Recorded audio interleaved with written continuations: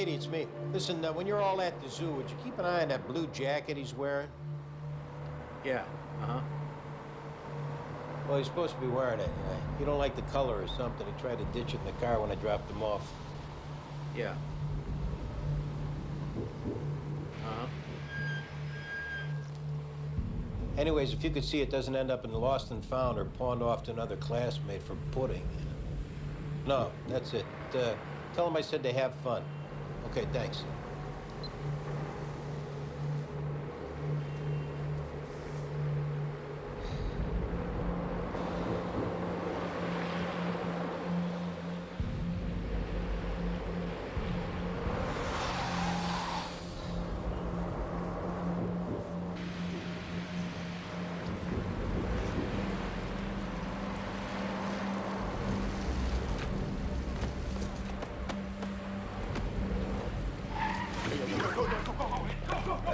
Freeze, assholes! Police! You all right? I'm a cop, huh? Okay? No, I just put a gun to my head. I mean, they stole my wallet. Get in the car. Yeah, what are we doing?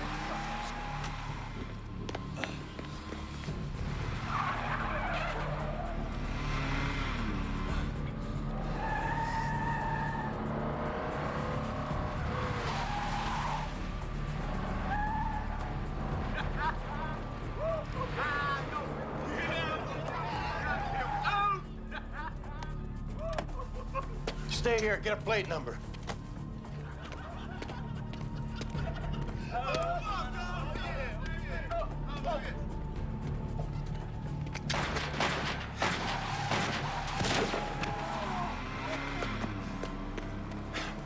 I'm a cop. Call 911. Did you get that plate? Son of a bitch. Where the hell did he go? Son of a bitch.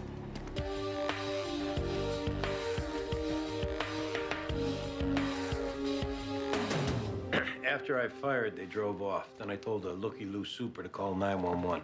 They ever returned fire? I saw a muzzle flash. You sure it was theirs? Sometimes you think it's your own flash reflected in their windshield. I know the difference. I saw their muzzle flash. ESU's at the scene. They're doing a search. Anyone hit you know of? I heard yelling as they pulled off, but mostly for the driver to hit the gas. So they scoot which direction? Up First Avenue. I headed back to my car. At that point, I saw the victim was gone. Anyone see him split? No. Can you give any indication why he want to? He was late for church. I don't know. Was he reluctant to get in the car? It wasn't a kidnapping. Any conversation in the car? Or what was his attitude? He was pretty shaken up.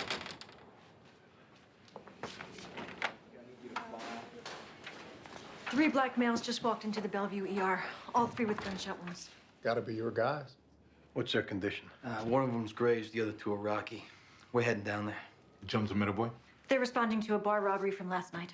Okay, I'll ride with you. Come down when you finish with duty, Captain. See, can you make an ID?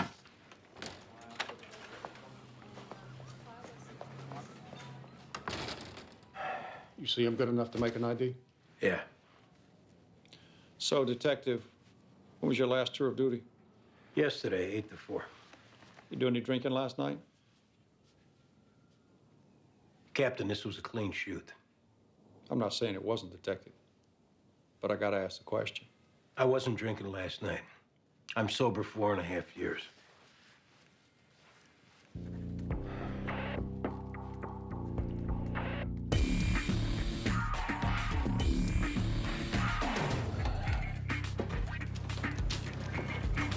Hey, Gibson. How's Sipple? Is everything all right? Yeah, he's fine. I'm hearing he hit all 5 perps. There were 3 perps. Now it's a fish story. Yeah, what do we got here? 3 white males come in right after closing. Ski mask, clear the till, clean out the bartender, waitress, and 3 regulars. 2 of the perps take one of the patrons into the woman's bathroom and rape her. She's at Bellevue. Anything to go on? Rape victim said they pulled their mask up in the bathroom, but she wasn't in any kind of shape to get into details. Now, where's everybody else? I interviewed him and let him go. All they got was the car and the first 2 numbers of the plate. Late model, white Chevy. Can I get those names? Give Andy my best. Hey, guys. Hey. What are you doing here? The borough sent me. I guess you guys are short again today? Anyway, I talked to Lieutenant Fancy. He said to meet you here. Okay, we got a stick-up rape. We'll be heading over to Bellevue. How about you interview the rape victim? Sure. So we're done here? Yeah, I tell you what, why don't you check out the ladies' room? That's where the rape took place. Has crime scene processed it? Yeah, but check and see if anything got missed. You got it.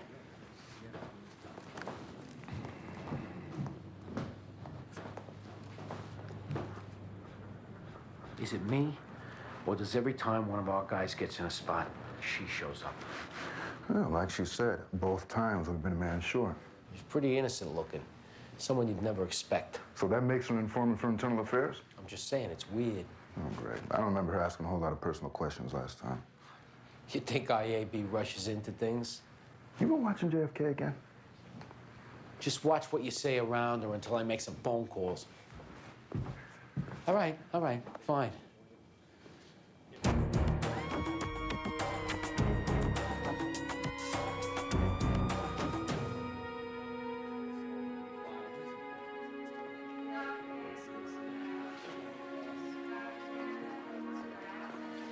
Ellen, I'm Detective McDowell. These are Detectives Jones and Metaboy. Can you tell me what happened? My roommate had her new boyfriend over, and she asked if I could, go somewhere else. So I called my friend Patty and had her meet me at the Chatterbox because it's so close to my apartment. And I called my roommate at 1, but she didn't answer, so I thought I'll give them until 2:30. I mean, it's not like I even hang out at that bar all the time or anything. Ellen, the guys who did this, can you tell me anything about them? Masks. They had masks, and they were white. Did they ever remove their masks? In the bathroom. Could you identify them if you saw them again? I think so. I mean, I'd been drinking, and in the bathroom, they had my face pushed in the sink. But somewhere in there, you think you got a good look? I think so. Shut Burke. I'm Detective Sorensen. This is Detective Russell, Lieutenant Fancy. You hear any news on my cousin or Deshaun? Doctor said your cousin's had surgery. He's stable. Still working on Deshaun. Man, that psycho really blew a chunk out of his neck. I've never seen so much blood. Why don't you tell us what happened? Me and Anthony, we were driving Deshaun home when we were stopped at this light, and out of nothing, this big white guy runs up and starts spraying bullets. Rewind a bit, Asada. Where were you coming from? This after-hours club on D. We saved the robots. Yeah, you do any drinking there? Any dope or ecstasy? No, we weren't drinking. And we don't do drugs. Well, you must have been out of place, because that club is a well-known pharmaceutical clearinghouse. To us, it's a dance club. Me and Anthony had a 2-hour drive back to school, so we were sober. What time did you leave the club, Asada? About 6:15. Walking or driving? We were driving. We were shot at in a car. So you were never walking on 8th toward First Avenue? No. Never came on a tall white guy who you maybe asked to empty his pockets? What are you talking about? Round the block from where you were shot up, 2 black guys ripped off a white kid at gunpoint and split in a Jetta matching yours. The crime was witnessed by a cop, Asada. So start easing off your ambush scenario. The guy who shot at us was a cop. About now, I'd start thinking how getting us your gun could help shave time off in jail. I don't know about any gunning. We were not doing a stick-up. Either give a statement or get picked out of a lineup, in which case the judge will never hear your side of it. All he'll see is an uncooperative prick, too stupid to move out of the way of a wrecking ball. Stupid doesn't put you on the dean's list at Albany State. And it didn't put my cousin there either, so maybe this wasn't our fault. Maybe your cop don't know one Jetta from another. He just picks one and starts blasting. Oh, he was blasting on account of the gun in his face. No, we didn't have a gun. Now you're bothering the other patients, Mr. Burke. Then for all our sake, leave me alone. Where's this Jetta of yours, Asada? We gotta take a look at it. In the parking lot. Knock yourselves out. Don't get too comfortable.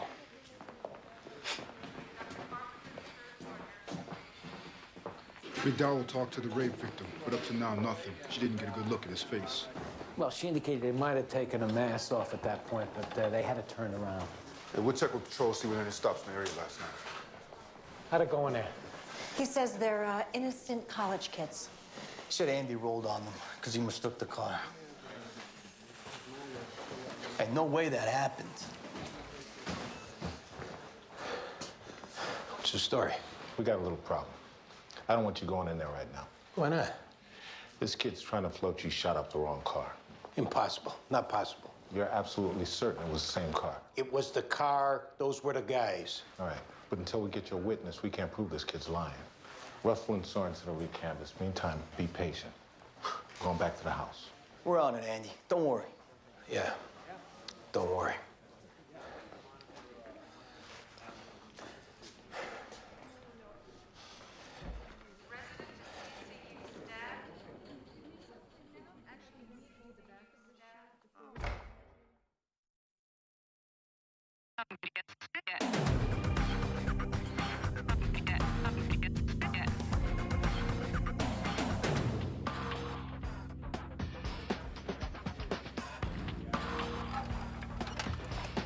Which one's the driver? Want to be number one here? Put him in interview 3, stick him in the poke, and the other one downstairs. What's this? Our uniforms grabbed them up. I can see that. They fit descriptions of our suspects in the bar stick-up. What descriptions? I thought they were ski masks.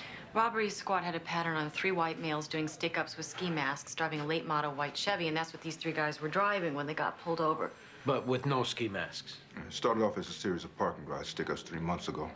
Recently switched to bars and grills and restaurants. Any rapes? No, this will be the first. So you sure they weren't driving around at 11 a.m. with ski masks on? I meant on their person. So, I'm in on these interviews?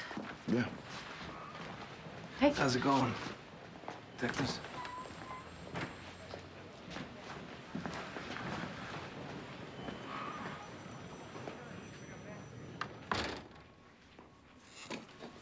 Why'd the cops have to chase you for 8 blocks before you pulled over? It was more like 3 blocks. I couldn't find a place to pull over. In the future, just as a general heads up, don't do crimes with 2 other guys. It opens the circle up too much. That's true. You found that too? Oh, definitely. It's hard enough staying friends with one guy, making sure one guy doesn't run his mouth for whatever reason. But 2 other guys? I've never seen 3 guys hold up. Last night at the Chatterbox. Chatterbox. Isn't that a bar? Yeah. One you and your friends were seen driving away from after you robbed it. Well, we were driving around last night. Sticking up a bar, I think I would have remembered that. You gamble much, Jake? Who's playing? You're betting 10 years that one of your 2 buddies isn't going to tell us about what happened, and whoever does gets the deal. The other 2 get the time. You know, this would really make a whole lot more sense to me if I knew what the hell you were talking about. All right, Jake. We're gonna make you stand in a lineup. You can make me stand on my head and then do nothing.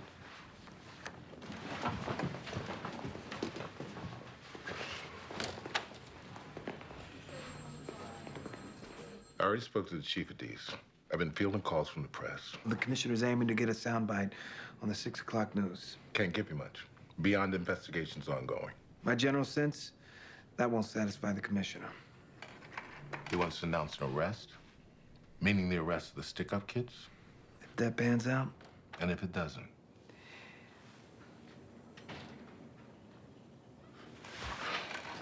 An afternoon to clear a cop with 22 years on the job. This is from the ivory tower, Lieutenant, not from me. And I'm not saying anyone's taking a position. Personally, I hope it pans out. This is fancy.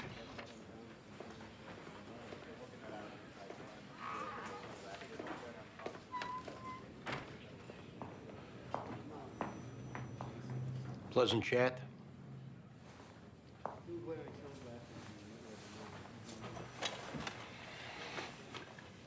He just reiterated the need to corroborate your story. Just came in to reiterate. Nothing about consequences, heat from the brass. Commissioner wants a statement on the 6 o'clock news. That I'm a collar?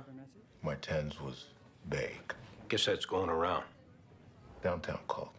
They want you to head to Left Rack City. See the shrink. Usually I give you a few days to settle down. Any sense of trying to get in front of something? Maybe get an early collar on a psycho cop likes to spray bullets? Andy, Martin said no one's taken a position thus far. You can tell.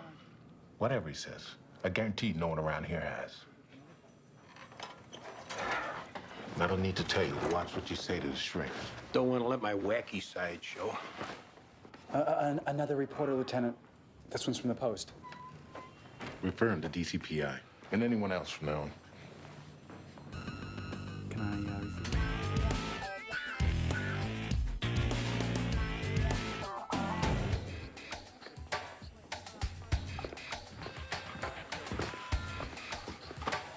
What brings you, counselor?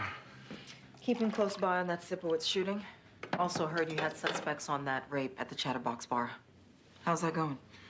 Hell, we're trying to get them off their stories. They're gonna run lineups for the rape victim. All right, I'll be taking a statement in anti-crime if you, need me. You have a nice time the other night? I do recall a few smiles, and you did laugh once or twice. I was taking time to phrase my answer. Yes, I had a nice time the other night. You needed time to phrase that? Well, a situation like this, it's best to be careful so no one gets the wrong idea. Like maybe another date's in order? Baldwin, has it crossed your mind that there's a real opportunity here for conflict of interest? There's no regulation against detectives and ADAs. And my research indicates it can work fairly well, if you wanted to. You go on the internet?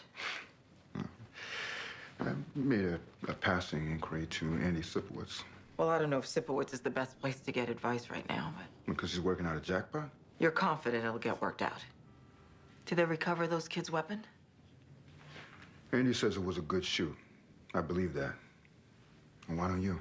I'm not saying I don't believe it was a good shoot. It's just, given his reputation and certain stories you hear... Such as?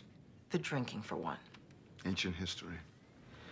When a dinosaur like Sipowicz unloads on a car full of black kids and it ends up a possible jackpot, it wouldn't surprise me if it stayed a jackpot. Well, it would surprise the hell out of me. And regardless of his past, Andy's the best damn detective I've ever met, dinosaur or not. I'll call if I need you for a lineup. I'm sorry, but all press inquiries are being referred to the Deputy Commissioner of Public Information. Hold on a sec, I'll get it for you. 20th call today, not one of them has a number for DCPI. Where's Andy? Left Rack City, he's seeing the department psychiatrist. Hey, he needs to look at this. White kid's wallet under a parked car 2 blocks from the shooting.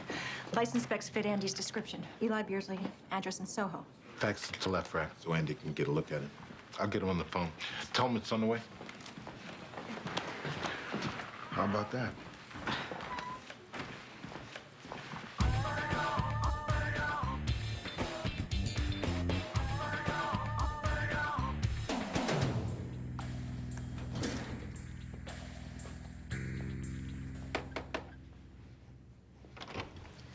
How do you do, Mrs. Beardsley?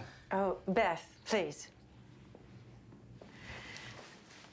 The doorman mentioned names when he called up, but I forgot. Diane Russell, Danny Sorensen. And I'm not sure I know what this is regarding. Actually, we were hoping to speak to your son. Why? Well, he's not in any kind of trouble, Mrs. Beardsley. We found his wallet, and we just wanted to ask if it'd been stolen. Is he here, ma'am? I just got back from my trainer, so I'm not sure. I'll go check.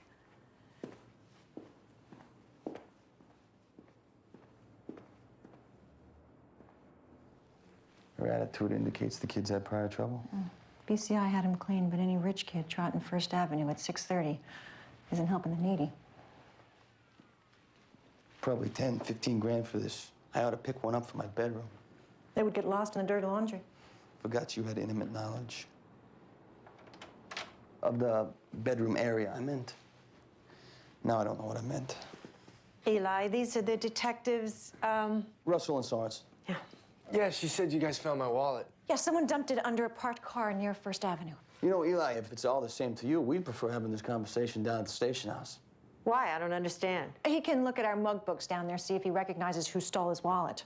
Oh, well, I mean, there's nobody to recognize. I lost it 2 days ago. It wasn't stolen maybe this morning? No, it's been a couple of days. It fell out of my pocket on the subway. If you got it on you, though, I could use the ID tonight. It's at the station house. Any chance you were downtown near 9th and 1st Ave around 6:30 this morning? No, he said he lost it 2 days ago. Forget it, Mom. I wasn't there. I was here sleeping.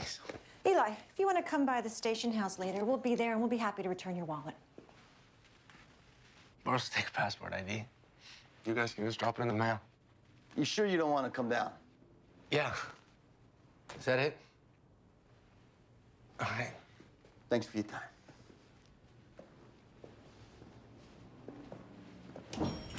That kid's pure skill, Diane. Skilly eyes, skilly habits. Just no drug collars and nothing putting him downtown. No way he's telling the truth. Danny, I'm trying to think of a way to go at him. Hey, what's your name?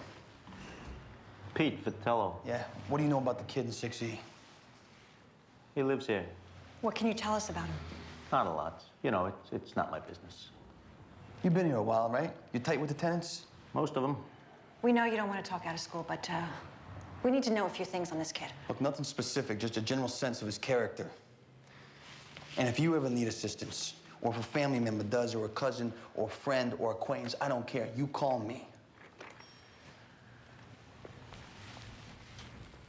He's a major pain in the balls. The mother, too. It's like your dirt. He keep odd hours? He's a partier. He's pretty serious about it. Like drinking serious? Like he's done a few stints in drug rehab. You see him come in this morning about 6:45 or 7 o'clock? I come on at 8. The night guy'd know. You have his home phone? Yeah. I'll call him first. Let him know it's all right to talk. But so you know, he's got a habit of dozing off at work. One last favor. If the kid leaves, call the cell number on that card. No problem. Pete, you're a fine American.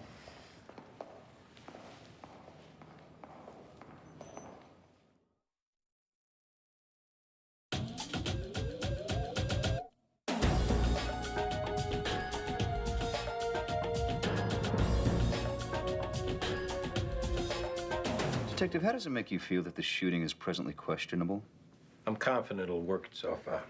That's an intellectual response. I want to know how you feel about it. I suppose a little anxious to put it to bed. Where do you think that anxiety is coming from? Spain. Seriously, Detective. Do you think you're feeling anxiety because at root you feel you may have possibly been in the wrong? No, it was a good shoot. How do you feel about black people? What's that got to do with anything? Duty captain's report says that you rounded back after witnessing 2 black youths walking behind a white youth. Yeah, they were scoping them out. When you passed, they were separated by about 50 feet, you said. From that distance, how could you possibly know what they were doing? I got enough years on the job to read body language. Would you have rounded back if the 2 black youths had been white? They weren't. Certain folks in this field would say that that kind of answer, or lack thereof, is essentially a guilty admission. So by not saying anything, what I'm really saying is I only went back because those kids were black. Now, take it a step further and ask yourself, did I only shoot because they were black? I shot because they had a gun on me. Which hasn't been found. What is this, huh? What are you trying to get me to admit? Just the truth. Did I roll around the block again because these kids were black? Maybe. But I might have done the same thing if they were white. I don't know, because they weren't. What I do know for damn sure is I shot at that car because there was a gun pointing at me. That's it. No colors, no black, no white, just the gun. If you rolled on them because of a prejudice, Detective, you can't just divorce yourself from that when it comes to the shooting. You know what, Doc? I've had about enough of this crap. I'm leaving. Detective Sipowicz, we have 42 minutes left. Yeah, well, stick them in your ass. This will be reflected in my report, Detective. Stick your report in your ass, too.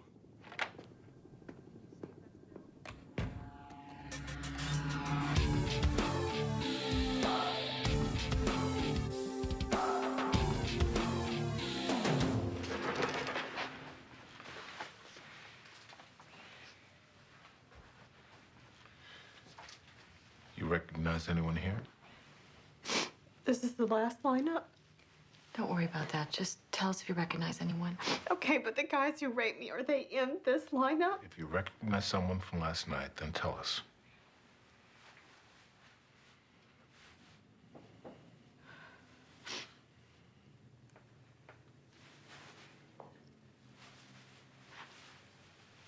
Number 4. Relax in there a minute, guys. Number 4 is one of the guys who raped me. Come on, let's go talk outside. Wait, he's one of them, right? Number 4? No. Can I just see that first lineup again? It's okay if you don't recognize anyone. I've been drinking. They had my face shoved in the sink. I couldn't see. I know. Okay, so what is going to happen now? They're just going to get free? Come on.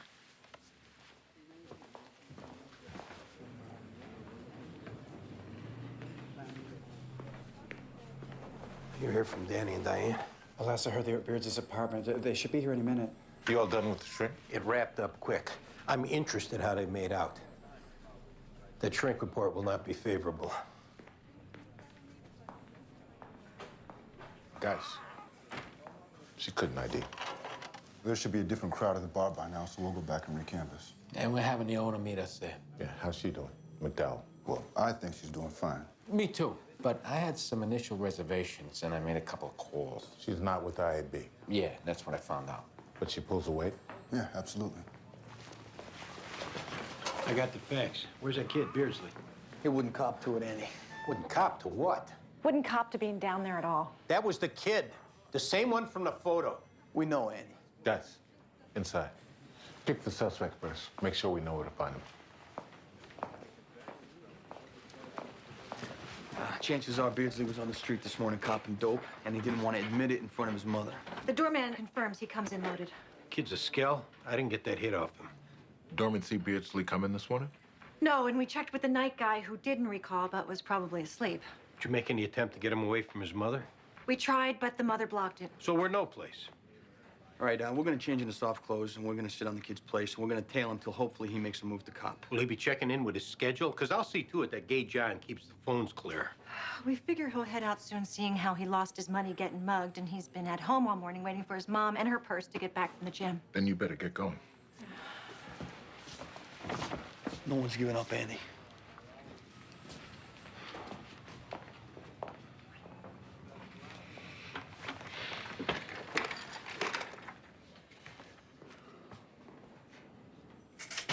Do you have faith I did the right thing this morning?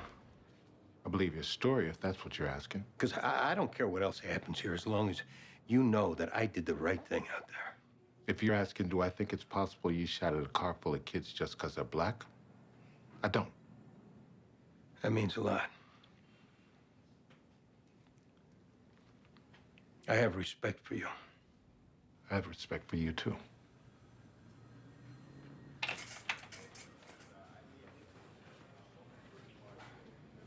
Detective Sipowicz? Cynthia Bunin for you?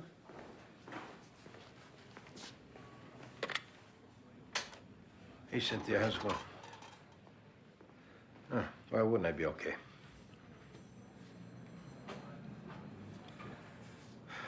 Well, Eddie shouldn't have got you ruffled. It's just some administrative things need straightening out. Now, shootouts always get you tense, but I'm all right. There's nothing to worry about.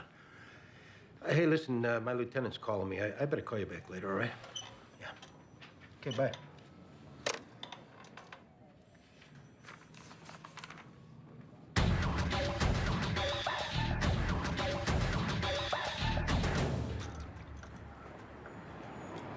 Tommy Rito? Right here. Detective Jones, Metaboy McDowell. I've asked around people who were here last night, people in the neighborhood. 3 white kids with ski masks. That's it. What did you see? The gun in my face, then the floor. Excuse me, sir. Could you move for us, please? I'd prefer not to. Well, I'd prefer that you did. So do me a favor and work on your afternoon heater at one of the tables over there. This is my stool. I drink my drinks right here. Branch out a little. Go ahead, Ernie. Next round's on me. I should hope so. There you go. Oh, jeez. You should leave now, Ernie. Club soda?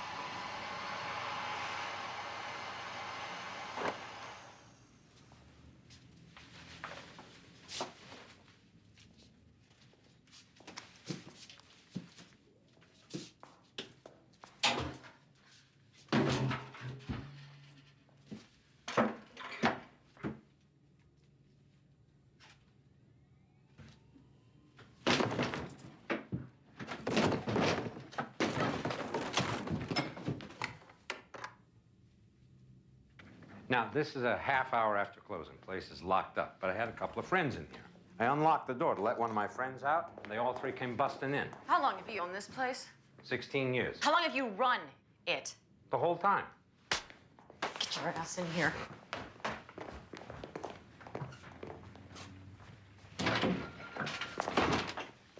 Now, I'm gonna tell you this one time. Don't play dumb with me. Your problems will be compounded.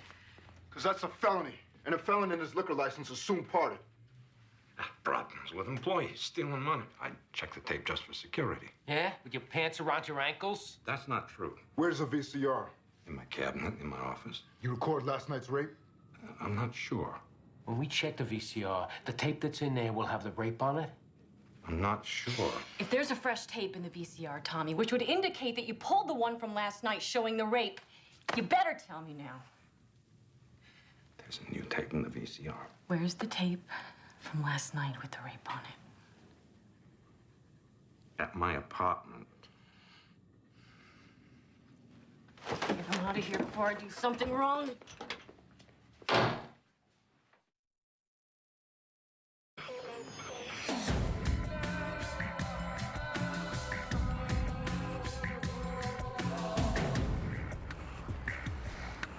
What are you thinking about? How cornered I'd feel if I was in Andy's shoes. I was a basket case looking at getting thrown off the job, but this, I'm facing real charges, maybe a night in jail, I'd be huddled in a corner. I don't mean to bring up something if it's a dead topic, but we had a bit of an uncomfortable moment in this apartment earlier. The, intimate knowledge of your apartment. It was completely unintentional. I guess, given our history, there are certain minefields we may step into time to time. Yeah, on the way to a comfortable status quo. A rocky step occasionally, and then, smooth sailing. But no offense taken? Of course not. Good, because I felt like a complete idiot. So did I. There's our boy. Sorensen. Great, Pete, thanks. That was Pete the doorman with a heads up on Beardsley. Lesson being, don't treat your doorman like dirt. Yeah, I'll remember that when I have one.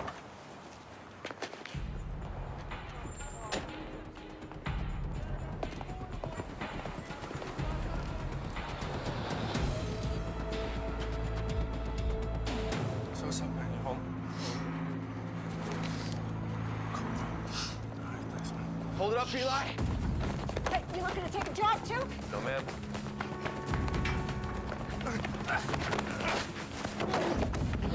Spit it out, huh? Spit it out! Spit it out or I'll whack you unconscious. Now pull it out! What's wrong? I hate me so much, man. It's the world's fault you're a dope fiend.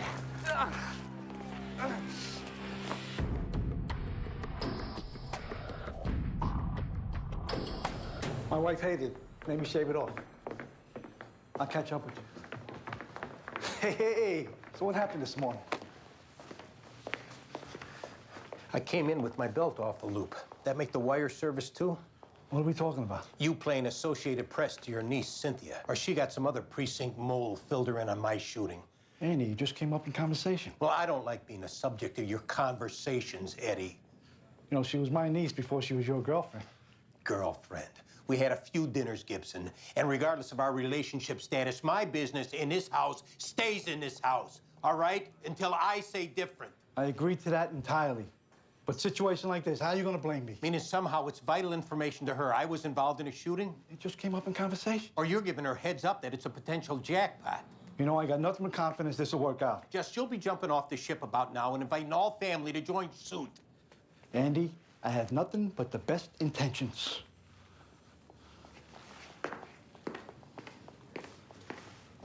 See, now I know why Giuliani didn't give you guys no raise. You do, huh? Yeah, because you guys are clueless.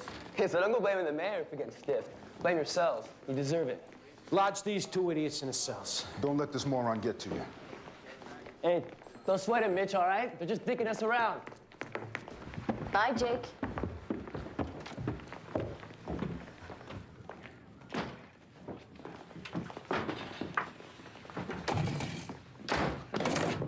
So what Mitch. It was after the three you heisted the chatterbox. Jake watched the front door while you and Terry took that woman into the bathroom and raped her. Just because you keep saying that doesn't mean I'll believe it. You ever seen what it looks like? A girl getting raped? No. Maybe you should. Maybe you should see what you look like raping a woman. You'll be pushing up your ski mask here in a second, Mitch. So will Terry. Look at what you did last night. Look. Look at her. Look at what you did to her. I'll drive your head through the tube. We were high. We were too high. Unless you want a jury in a courtroom with your friends and family to see that, you better tell us what happened. Okay, just turn it off. Come on, just turn it off. All right, look, first things first. I can have my lawyer here in like 2 minutes. And he's tough. They call him the Barracuda. Yeah? Should we call your mother and have her arrange it? Which brings us to our second thing. I won't call the Barracuda if there's any way that we can make sure that she stays ignorant to what happened this morning. You go first, Eli. No, I need a written guarantee that this won't get back to her. Oh, you're not getting the situation, Eli. Your balls all shriveled from junk use. They're ours for the breaking. But if you make full disclosure on what happened on the street this morning, maybe the dope goes away. Then exactly what time am I gonna get out of here? Because you missed your wake-up shot, and then with us coming along this afternoon, you're getting a little itchy? This morning, were you on 9th and 1st? Yes. Doing what? Scoring. I was on my way home. Two black guys jumped me, they put a gun to my head, and they grabbed my wallet. And you're dope. A plainclothes cop, he pulled up, and he stopped him. Might have saved your life. Yeah, well, he couldn't save the dope. Keep going before you get a smack. Told me to get in his car, and we chased him until we saw him stopped at a light. And you know this is the same car. Why? I recognized the guy in the back seat. He had the gun. You saw the gun? Yeah, I mean, it was kind of hard to miss. It was like nickel-plated, really ghetto fabulous. At what point did you duck out? When he pulled out the gun, the cop unloaded. I was like, later. All right, I need you to write everything down you just said. You could have said that before, maybe saved us a little time. I hate to break it to you, Eli, but you've got a few more chores to do. Viewing a lineup, so forth. It's going to take some time. Exactly how much time? Till you're sweating like you made the cops sweat today. Right.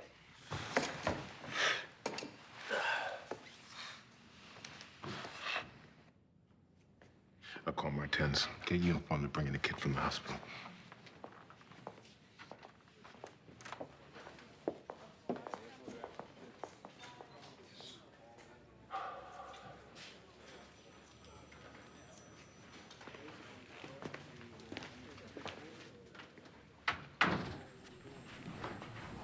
Telephone, Lieutenant. What? Andy?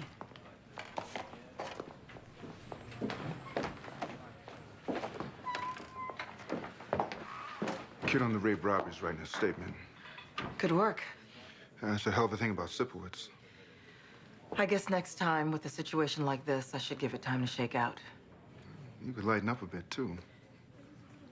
Maybe that, too. Got dinner plans? You asking me out? Let me get back to you. At your leisure, Detective. Hey. Michelle is 8 o'clock. I'll see you there. Connie, you got a minute?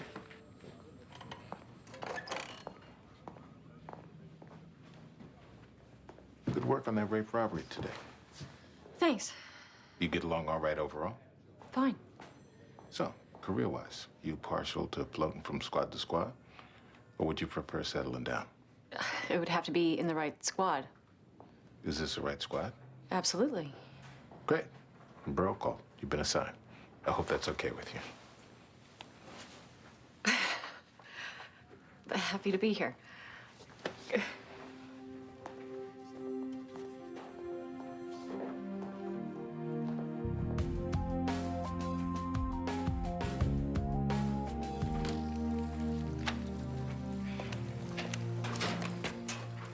That Burt kid wrapped up? Yeah. I'm a cousin at the hospital. Diane called and said he flipped. Apparently, the two college kids, they like to reconnect with their street pal in between midterms. So they do stick-ups to prove they still got street chops. How's his condition? The one that was in surgery. Oh, stable. Glad of that. Danny. I can't express enough gratitude. It's all in a day's work. Don't be an idiot now.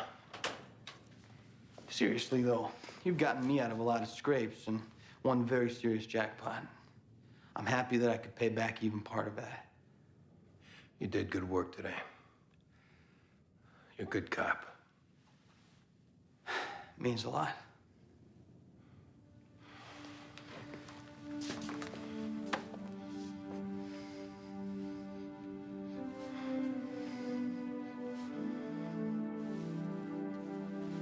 Night.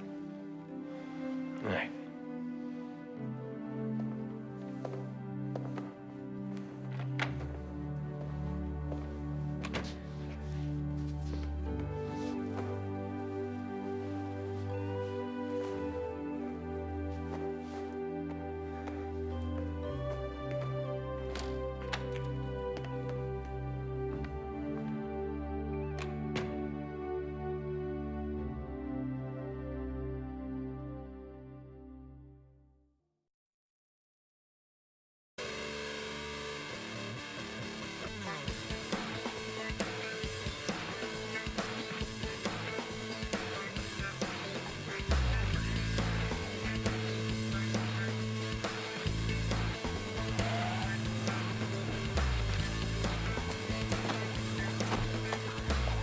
Got a call off a foul smell coming from the trunk. We had the ESU pop it open.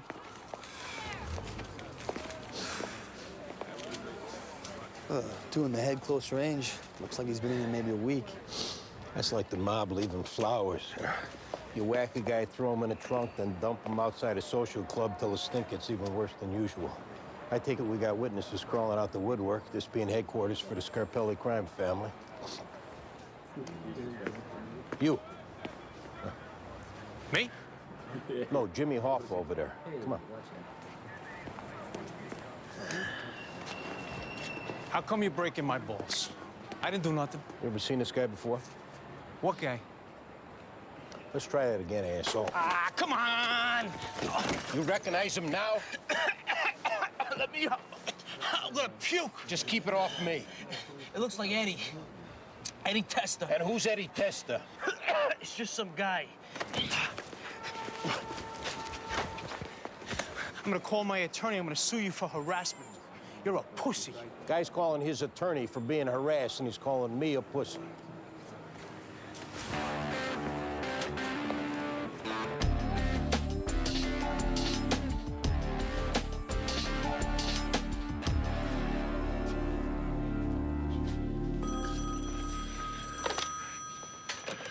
Squad, Lieutenant Fancy. This is me. Yeah, right. Yeah, thanks. Thanks a lot.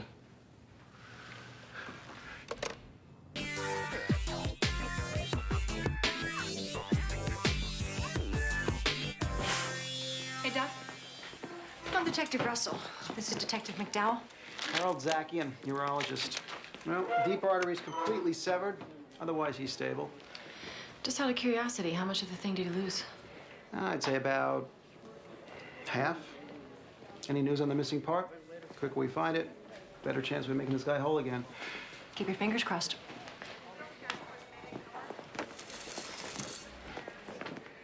Who are you? I'm Detective Russell. This is Detective McDowell from the 15th Squad. They sent female detectives? Got a problem with that, Vincent? Why don't you just tell us what happened? I met him in the subway when I got off the D train. He's one of those street types who hangs out on the platform. I mean, a hustler. You get his name? No. What'd this guy look like? Black. About 5'4", kinky hair. He winked at me. So, after he let you know he was available, He took me up to the men's room. do you remember which one? Not really. Far into the station, I think. You know the rest. You tell us. Might help us find the guy. Well, we're in the stall, and he's doing what he does, and suddenly I feel a sharp pain. And I see he's holding a knife. And now there's blood everywhere, and half my thing is gone. Any idea why he'd do that to you? Absolutely none. What happened to the part he cut off? Uniform officers didn't find it. I looked around the floor, I didn't see it. Maybe he took it with him. Okay, we're gonna try to find who did this. Maybe he can tell us where it is. Fine.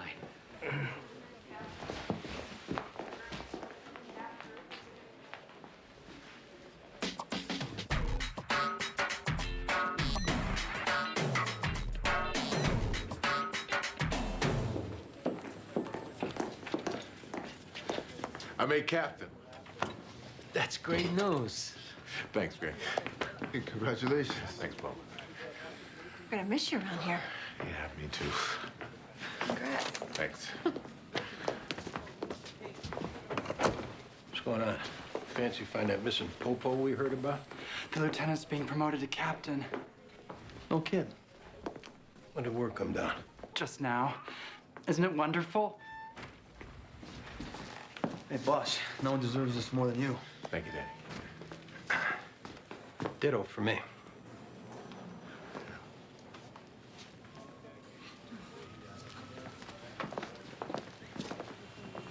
When you getting made? Next Tuesday. Whoa, that's quick. Anyways, at that social club, DOA in the trunk, we figured some rival family dumped the car outside. So whoever did it was sending the message. One of them wise guys stopped scratching his balls long enough, give us tentative ID of the victim, Eddie Testa. We'll check in with OCCB and have Auto Squad do a lawman search on the car. Good.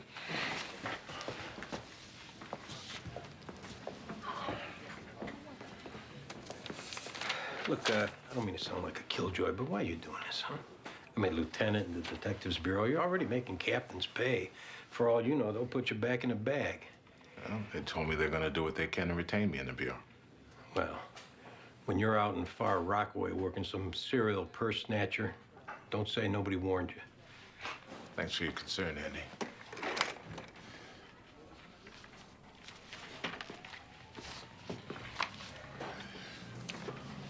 Any idea who's replacing you? Nope.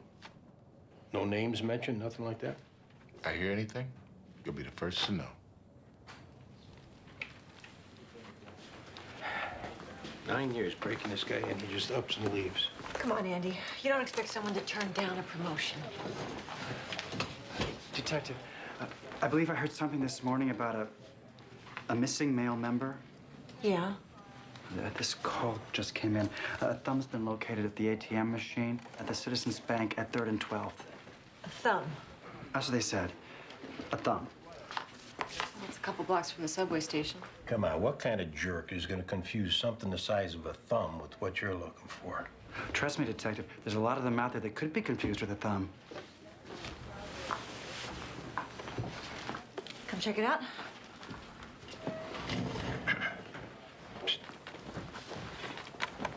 Fancy knows who's replacing him. Who? He says that he don't. So you think he's holding out on us? I know he's holding out on us. What I don't know is why.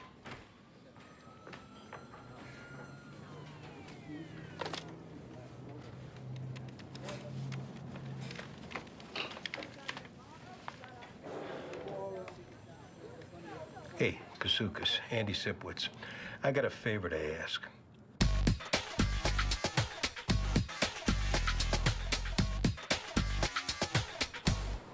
So where is it?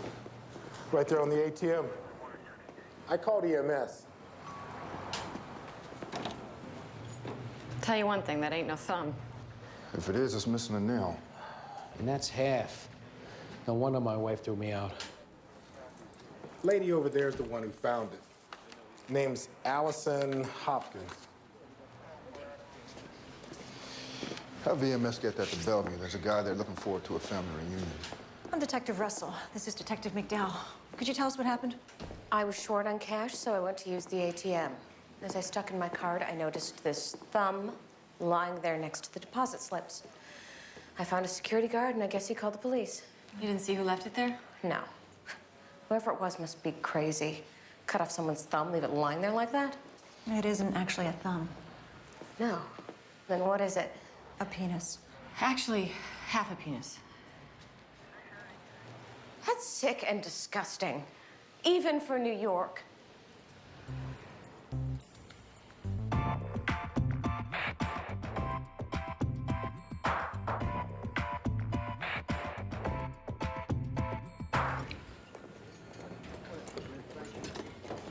Food no good?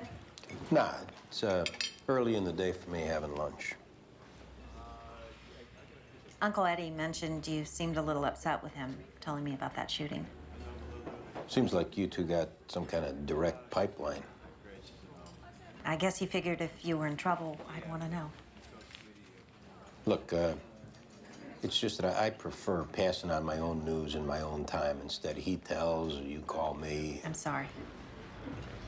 Hey, it's not worth getting into a hassle over.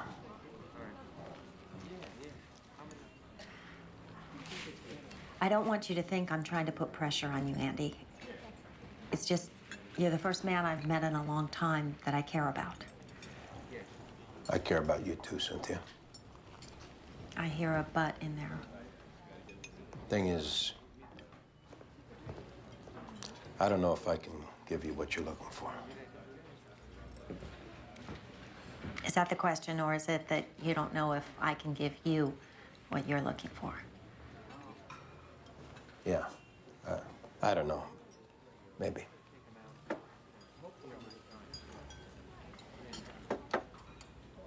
We're not kids, Andy. Either of us. At 42, my second favorite word is no. Why does it have to be yes or no? What about, I got a high-stress job and a 5-year-old kid to raise, and let's just see how it goes. Okay, let's do that. See how it goes.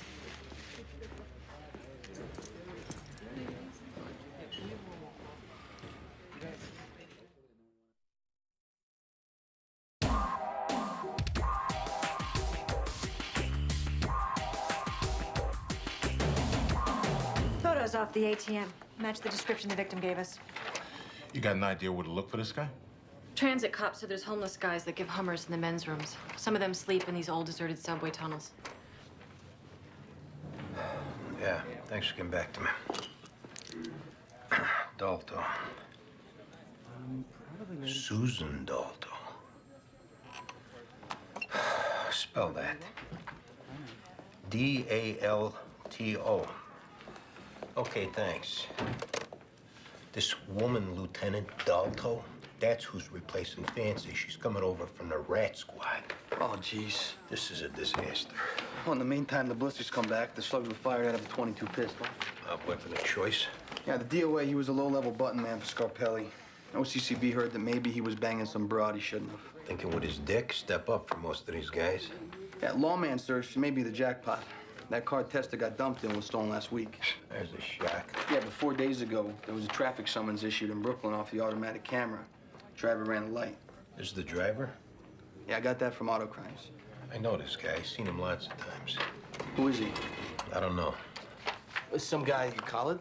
No, not like that. It's some guy that you see around. Baldwin. Yeah. You know this guy? No. You know this guy, Greg? Sure. Yeah, that's the guy that runs Karamazov's Pizza over on Mulberry Street. How come? Thanks. We'll let you know what we find. Lawman search kicks out a photo off a traffic summons. Andy and Greg recognize the guy owns a local pizza joint. So, check with OCCB, then go grab him up. Yeah, that's what we were thinking. Something else?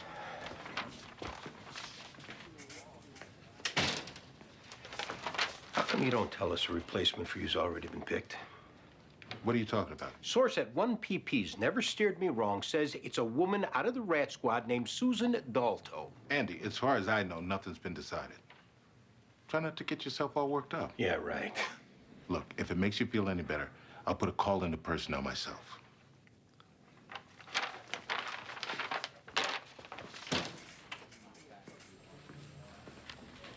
I think that's Andy's way of saying he's gonna miss you like hell.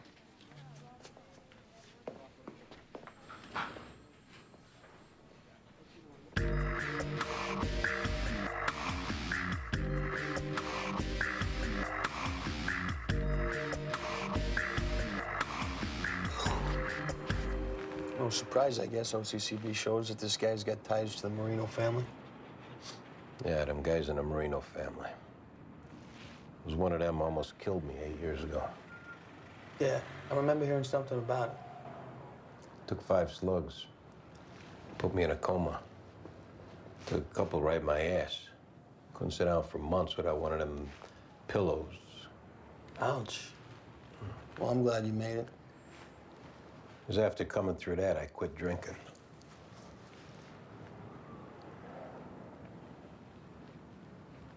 Looks like our guy. Let him get in his car.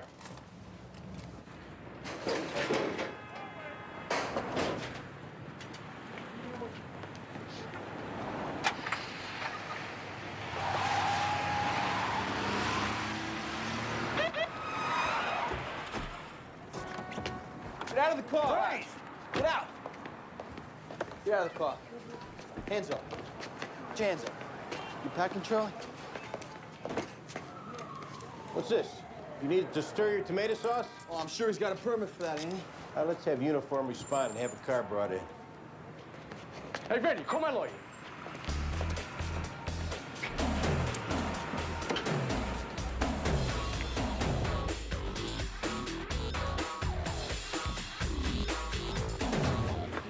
Okay. Hank, stick this guy in the pokey. Okay, you're welcome.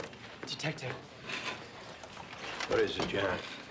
Forgive me, but that name you mentioned earlier, Susan Dalto, is she being considered as a replacement for Lieutenant Fancy? Yeah. Why? I hate to say this because I like it here very much, but if that woman is going to be replacing Lieutenant Fancy, I'd have to think about transferring out. You saying you know her? I'm afraid so. She's a member of the Gay Officers Action League. Goal? She's a member of Goal? Actually, she's quite active in the organization. If you don't mind my saying, she's a real ball buster.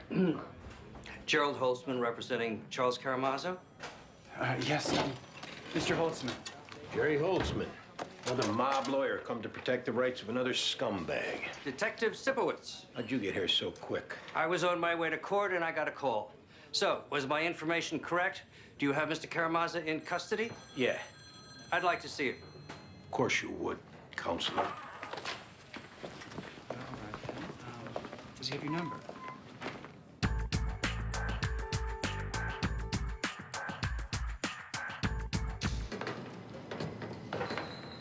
So far, the only thing we've seen are rats. Yeah, these homeless types are pretty resourceful, Diane. They're down here. They'll have cats to take care of the rats. What good is that gonna do? Some of these rats are bigger than cats. Hey, you, come here.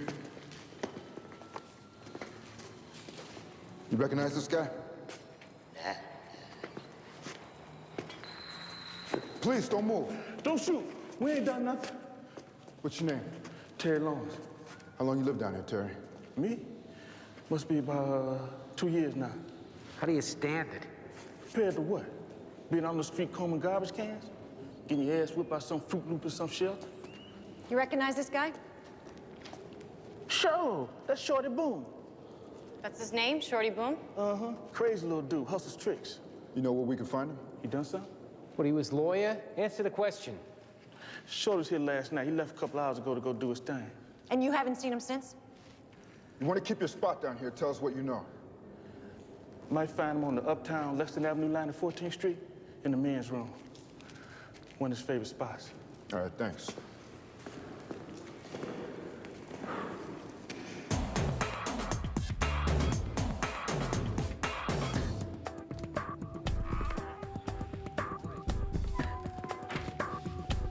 How long's that shyster weasel Holtzman been in there? Going on an hour. Greaseball client of his must be having trouble getting his lies straight. Let this Karamazov lie all he wants.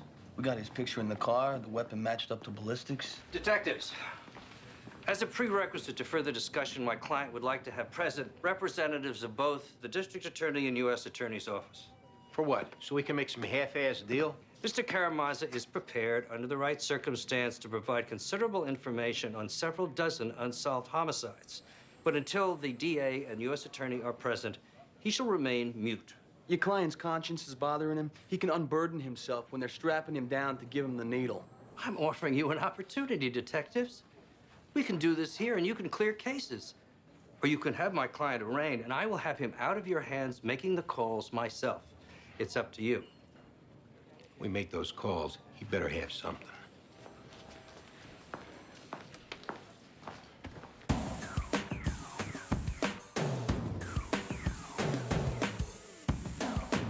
What my client is looking for is a deal where he never spends a day in jail.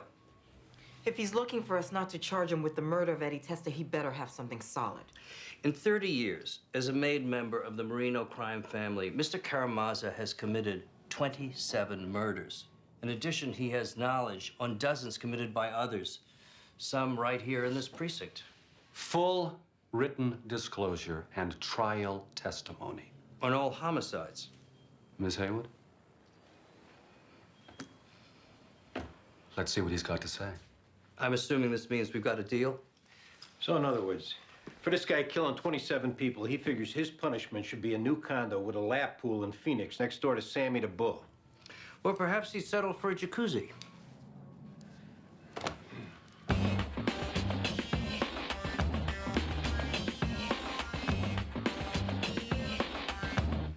So who you want to know about?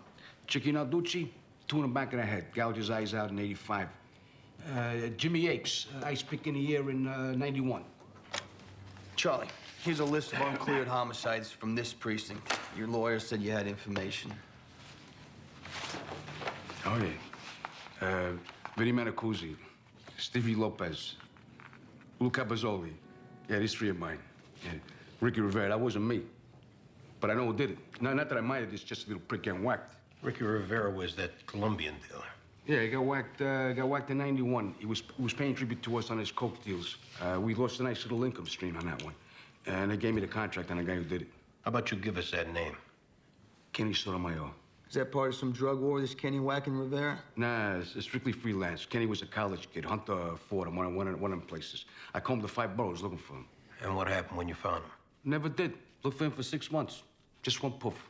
How about him? Yeah, Paulie Scoffo, that fat, no-good mope. 88, 89, tried to sink his hooks into the roofers union. That's Marino's. So I pack a bomb full of them big roofers' nails. I stuck it under his porch. Bye-bye, Paulie.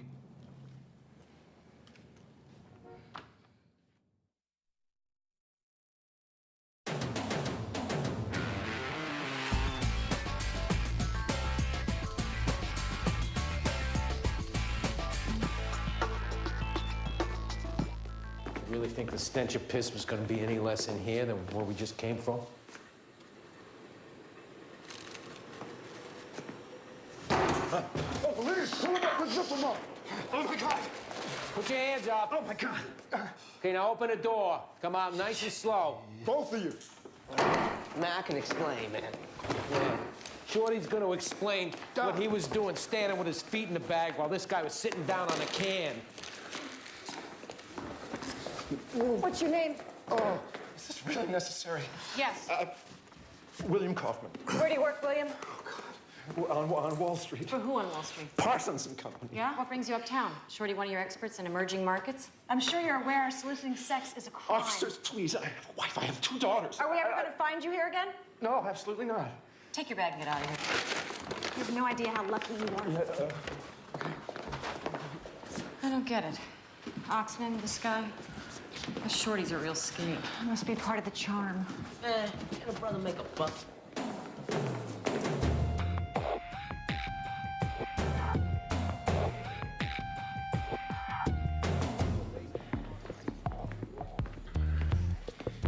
So this Kenny Sotomayor that Karamazov gave us, looks like he's a customs officer at JFK. Customs officer. I'm calling local colleges, find the Kenny Sotomayor dropped out of Fordham in '91. They give me a social security number. BCI runs it through the federal database. Up comes Kenneth Sotomayor, who went in the Army for 4 years, joined customs in '95. A lot of guys join up to stay out of jail. This guy joins the Army to stay alive. We're going overseas explains why Karamazov never found him. Josh, stick this guy in interview 3. We'll be right in. Right. Got any toothpaste? Yeah, in my locker. Yeah, make sure he uses the whole tube of it before we talk to him. Remember that dealer, Ricky Rivera, got whacked in his car? 91. This Karamazov gives us a name, Kenny Sotomayor. Ran him through the feds. He's working U.S. Customs at JFK. Maybe that's a cover for him dealing. Saying there's feds could be involved in drug dealing? We'll put in a call to his supervisor. Listen, I just spoke with personnel. Looks like you were right. New squad commander's Lieutenant Susan Dalto from IAB. We're really getting someone from the rat squad? And that's how it looks. Well, thanks for the heads up. Yeah, thanks.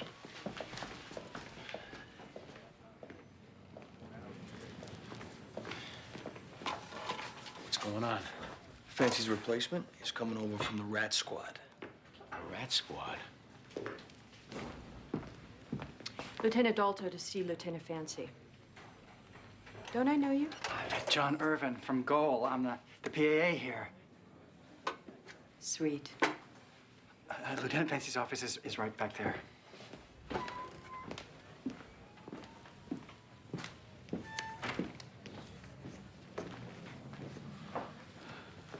Who's that?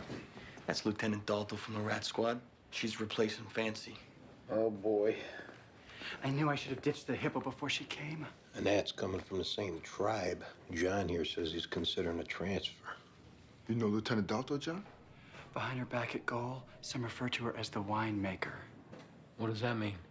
Something about crushing grapes. Only I think it's a metaphor, if you take my meaning.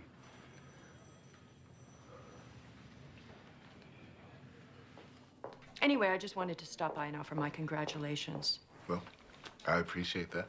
While I was here, I was thinking maybe I could look at some files, personnel folders, like that. Well, I don't see why not.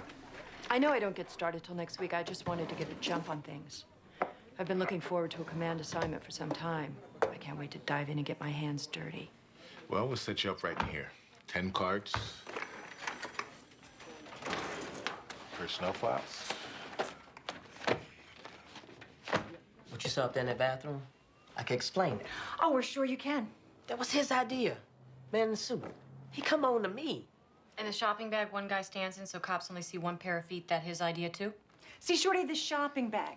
That's something a pro would do. We know that bathroom's one of the spots you bring your tricks. Oh, so you gotta bust down the door just to catch a guy making a buck. If he was paying you, how come it was you in the bag and him down there doing you? That's how he wanted it. You have any other tricks this morning before Mr. Rockefeller? That was my first. See, that's a lie, Shorty. No. See, first, I picked up some cans. Had me a donut. Next thing, y'all broke in on me in that stall. You didn't stop by the bank on 3rd Avenue. What? Give me a loan? Why would I go in the bank? Maybe it's warm. You picked there to leave a little deposit. It's not me. Maybe you got a problem with short-term memory, because that's you. Dropping off what's left of a guy's penis you hacked off this morning. Don't make us bring that poor guy here from Bellevue to make an ID. Because either way, you're going down for this. No pun intended. You want this to be you're just some psycho, Shorty? You brought him up there to cut off his Jimmy, and that's intent. I don't believe you brought him there to do that. Something must have happened.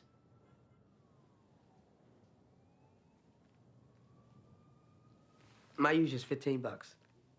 So we get up there. This guy wanna give me 10. This is the guy you cut.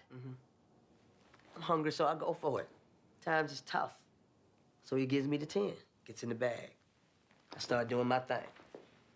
Now he's giving me instructions, telling me how he wants it. Now I'm getting irritated. I could see why, after him asking for a discount. Exactly. Now I can't stop thinking about the 5 bucks he took off it. So I take 5 bucks worth off him. $1 an inch, huh, Shorty? Mm-hmm.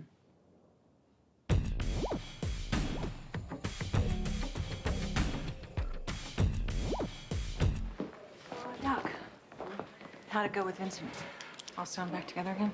He turned it down. Say that again? Vincent refused the reattachment.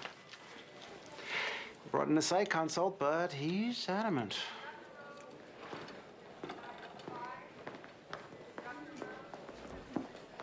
Hey, Vincent. How you feeling? They got me on a lot of medication. You feel up to making a confirming ID on the guy who cut you? I brought some pictures.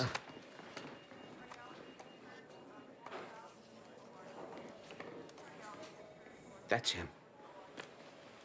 You're sure? Something like this happens, you don't forget the face of who did it. Did you find that bastard? We found him in a subway men's room hustling someone else. Oh, God. Did he cut that man's thing off, too? Vincent, I know it's not any of our business, but the doctor said you turned down the opportunity for them to sew you back up. Because you were afraid of the pain? No. Couldn't hurt any worse than it already did. Didn't they say you'd be better off with it reattached?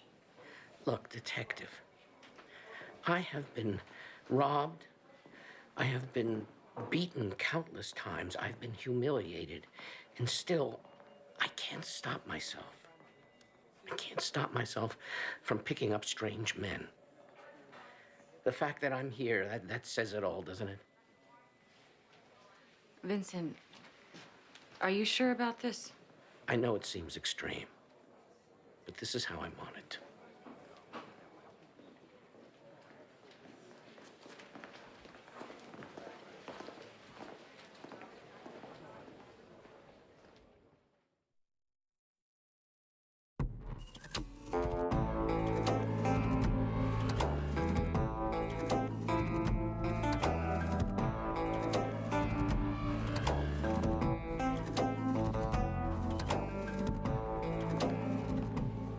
What's going on?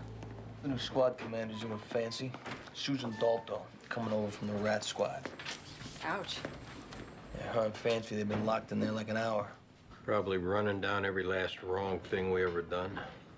Maybe she's, got questions on procedure coming over from IAB to a detective squad. Yeah, well, Fancy spent more time talking to her than he did all of us the whole time he was here. Excuse me. Bradley Odom, Supervisor, U.S. Customs. Yeah, I'm Andy Sipowicz. My partner, Danny Sorensen. Thanks for coming over so quick. Sure.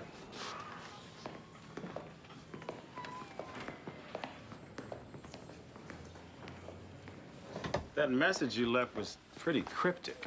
We didn't think it was appropriate to talk about over the phone. Well, now I'm here. How long you known Kenny Sotomayor?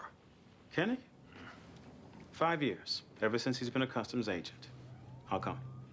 We got reason to believe he's involved in a homicide. Took place 4 years prior to that. No, that can't be right. The information's solid, or else you wouldn't be here. Kenny Sotomayor is the finest officer I ever worked with.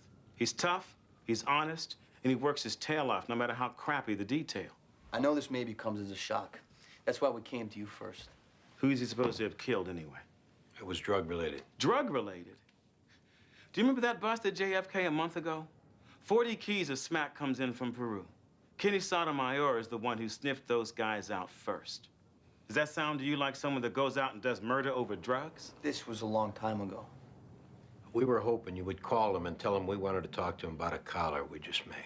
You want me to lie to him so he comes in on his own? Or we can send someone to pick him up in front of his fellow officers.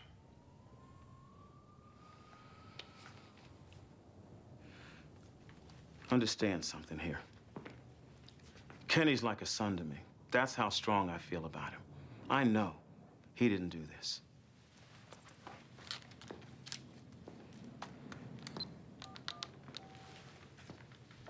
This is Supervisor Odom. I'm over at the 15th Precinct. Can you get Kenny Sotomayor over here? Lieutenant, I don't want to tell you how to do your job, but looking over these files... This is a detective squad. This isn't about numbers. We're looking good at Comstat. Let's take Sipowicz. This past drinking problem. And I think you'll find his record the past couple of years is pretty exemplary. His last 3 partners have all had run-ins with IAB. Sorensen's had a series of them. Look, you're coming from IAB. You know any detective doing his job is going to have some beefs on him. My coming from IAB, I know what a mess this squad is. These are good detectives. Instead of jumping down their throats, why don't you give them a chance? Ease into it, you're saying? Get them working with you. That's helpful advice. Thanks for the input. Let's get you introduced.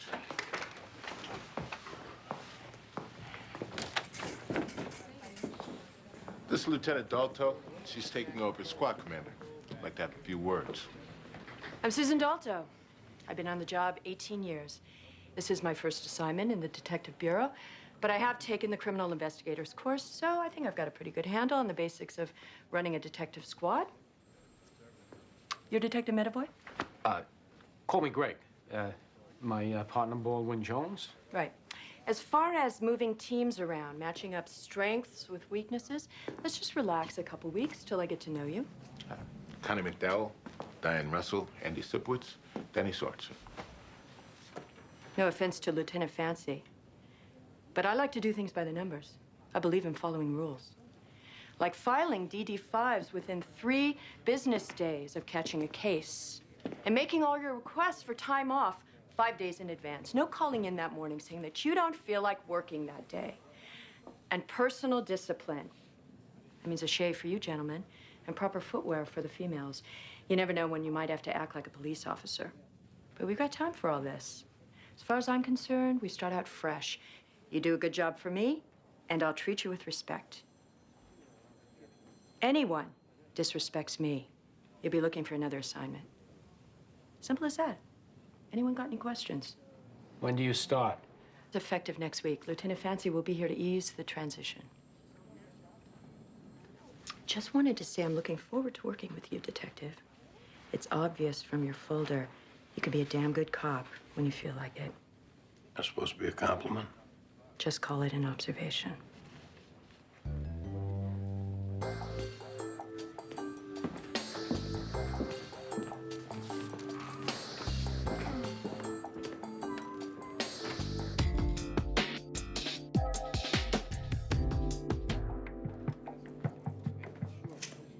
Kenny Sotomayor, I got a call from my boss. Some detectives want to see me. I'm Detective Sipowicz. This is my partner, Detective Sorensen. Kenny Sotomayor, U.S. Customs. Boss said you wanted to ask me some questions about that Kennedy bus, huh? Yeah, Kenny, we heard you did good work. Lucky's all. Why don't you follow us?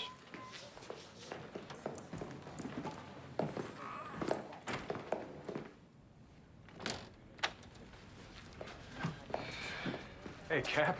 This is Lieutenant Fancy. He said it's okay for me to be here as long as it's okay with you. Why wouldn't it be okay with me? What's this about? Kenny, we're not here to talk to you about the bust. What then? Ricky Rivera.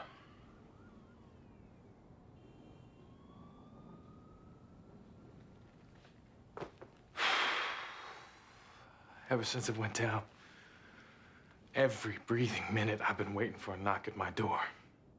You know what that's like? I guess I don't have the right to wear this anymore. Probably never did. Tell us about it. I was in college. Me and some guys from the neighborhood, we liked to get high. Pretty soon we were strung out. A buddy hooked us up with some Colombians who ran coke.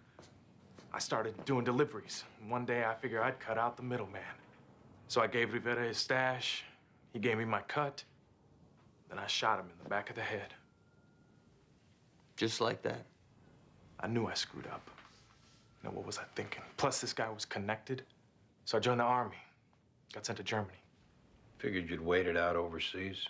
Yeah, I did it to get away. But I liked the military. I liked serving my country. When my hitch ended and the dust settled, I decided to go into law enforcement. And you've been a damn fine officer. I wanted to give something back, be someone good, live my life over for that horrible mistake. I also knew that someday there'd be a knock at my door, and I promised myself that when it did come, I wouldn't duck. I got a favor if it's not too much. What's that? When you take me out, do I have to wear the uniform so those cops downstairs can see? We'll get you a change of clothes. Cuff you in the front, lay a coat over. Thanks.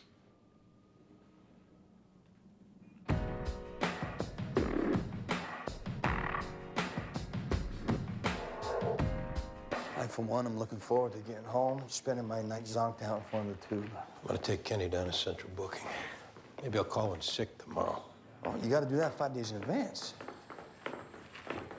Marshals and me, we've come to collect my client. Make sure he gets a good night's sleep at a hotel for his busy day tomorrow with the U.S. Attorney. You just tell him keep away from that room service lasagna. You never know what's in it. Well, I don't think you need to worry, Detective. I'm sure Mr. Karamazov will have food delivered from his own restaurant. In that case, he's really got to worry.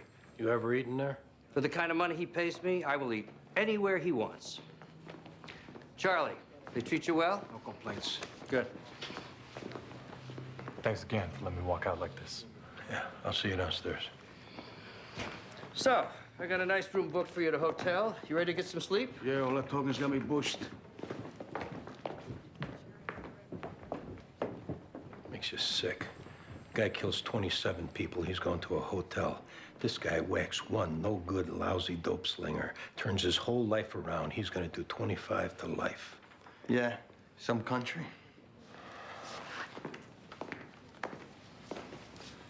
Night, guys. Yeah, night, boss. Congratulations again. Hey, thanks, Danny. Yeah, good night.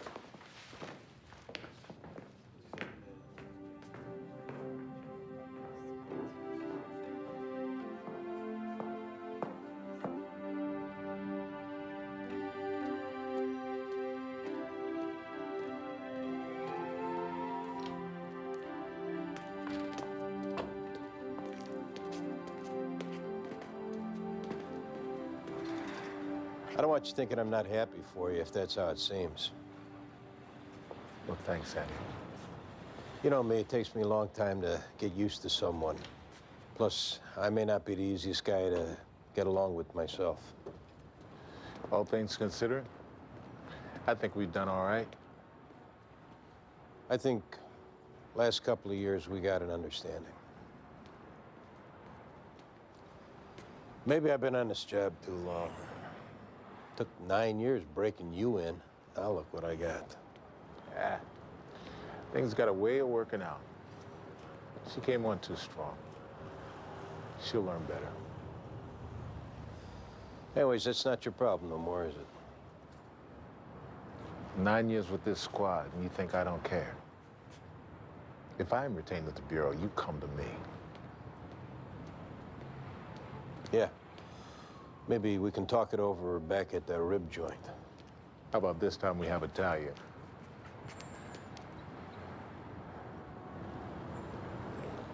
You're a damn good cop, Andy. You take care of yourself. Yeah. Anyways, I gotta get down to the central booking.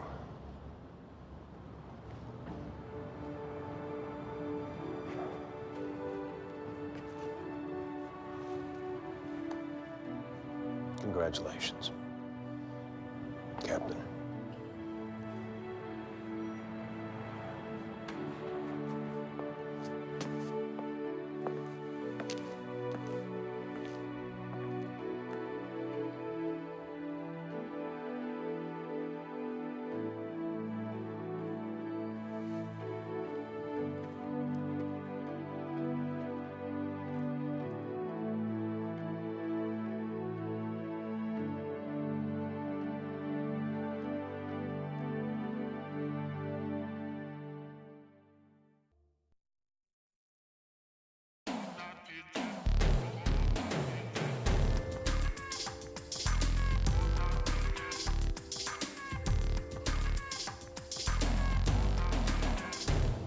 Perp shirt being green, that was new. Original statement, she didn't remember nothing about that. Whew, what a break.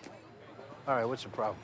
Look, this case is asleep 12 years, Andy. It will not be cleared by the color of my shirt. Baby steps is what clears dusty cases. Oh, so this is our future. I'm roaming around making baby steps on cold homicide. No, this is legit. This is still an open homicide. I'm saying we're avoiding the squad by meeting these folks face to face, when normally you'd make a phone call. After Dalto officially starts, we get a roll call, avoider tours. Meaning a lot of wasted energy juggling schedules. Hey, you want to work with your balls constantly broke over spelling errors in your fives? No. Then we juggle our schedules and look for Jimmy Hoffa. I am done with her trying to teach me to be robo-detective. What's next on this ground ball? The second witness. We stop in, see him, see if his memory's clear at any. Where's he live? Poughkeepsie. Look at this idiot. Hey, stop! Hey. It's a clunky change purse you got there. Put it down, put your hands up. Look, friend's pet shop with belly up. He said I could pawn it, all right? What's your name? Frederick Albert Finetti. No, your friend sell donuts at his pet shop? I got a very good explanation. You already gave it to us, and it ain't very good. Come on, let's take a ride. Or should we give him the uniform? I don't know if Poughkeepsie can wait.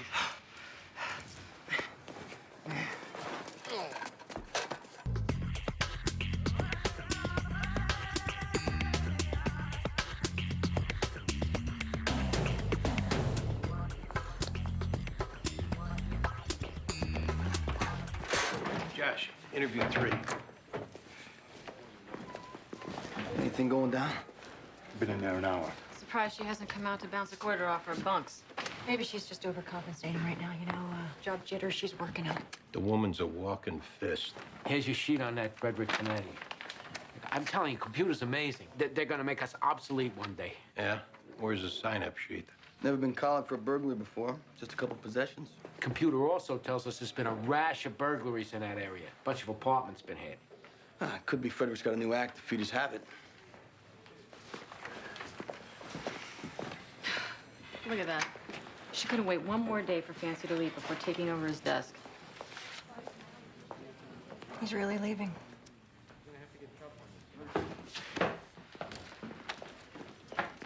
Sit, Frederick. Freddie's fine. Do you mind if I stand? I got a chronic displacement. Must be lugging all those heavy stolen goods. Oh, no. Today's my cherry attempt with this kind of thing. Are you sure about that? Never took off an apartment here or there? Hey, your pacing's making me nauseous. Sit down and we'll talk about your future. You got a drug problem, Freddie? See, that's not the future, man. That's the past. The very recent past, seeing how you took a possession collar 3 weeks ago. And since you don't look like the day job type, we're gonna make the crazy assumption that you steal to support your habit. I don't have a habit. I don't. If you're gonna lie, don't speak. Cop to your other burglaries, and we'll package him for one plea with the DA. You'll probably get a year and some time in a program. Or pace around a room and whine about your back, and we'll run your prints against every burglary in the city, and you'll wind up with 5 years when you could have had just the one. Isn't there any way we work towards no years? Yeah, get us the Lindbergh, baby. Freddie, the burglaries. Okay. I did a few places. Few meaning what, 10? More like 2. Or 6. Apartments in the East Village, okay? No one was home, nobody got hurt. Addresses and what you stole. I don't know addresses. But I do know the buildings. Let's go. You point them out.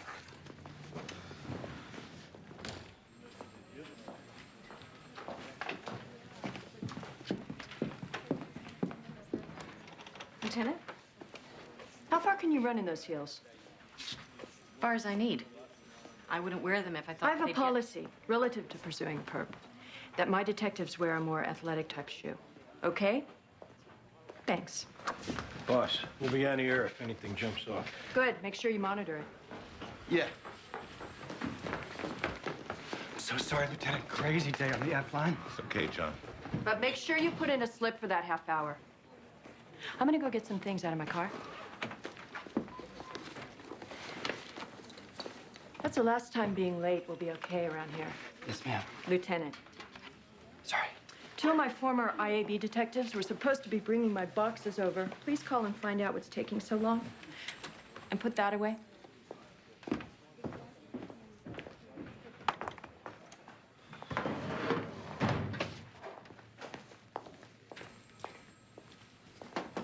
Got a sec? Sure. Is the ink dry on my transfer? All I can tell you is hang in there. These things have a way of working themselves out. Part of the appeal of being assigned to the squad was the chance to work under you. Well, whether it's going to be me or Lieutenant Dalto, you'll be spending most of your time working your cases with your partner. That won't change. So the ink's dry. Do you have recourse? Yeah. Do you want to catch a rep as someone who can't work with certain bosses and keeps bouncing from squad to squad? You tell me. To be honest, knowing myself, the feelings I'm having, if I stick around under her, maybe I won't just bounce to another squad. Maybe I end up saying something, gets me bounced out of the bureau. Or maybe, like I said, things work themselves out.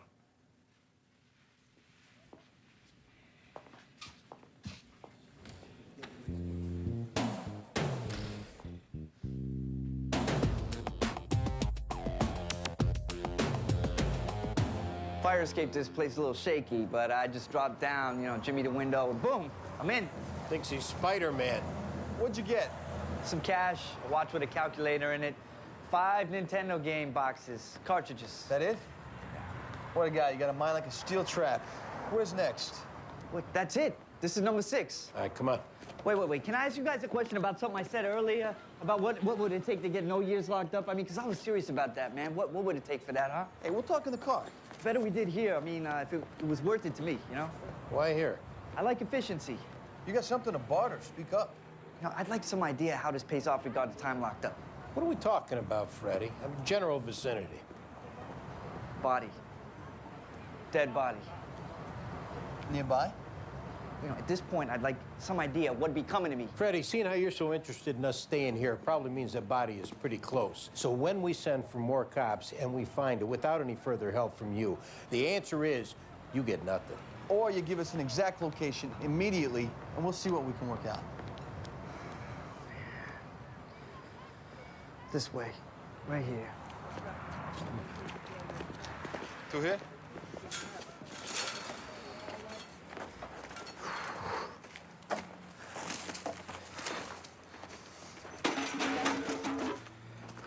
It's over here somewhere unless it's been moved or something. Hey, can you take this?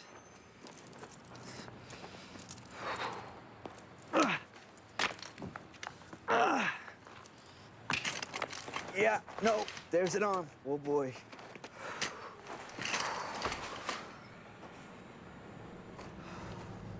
Fake nail tips, dress, and she's been torched.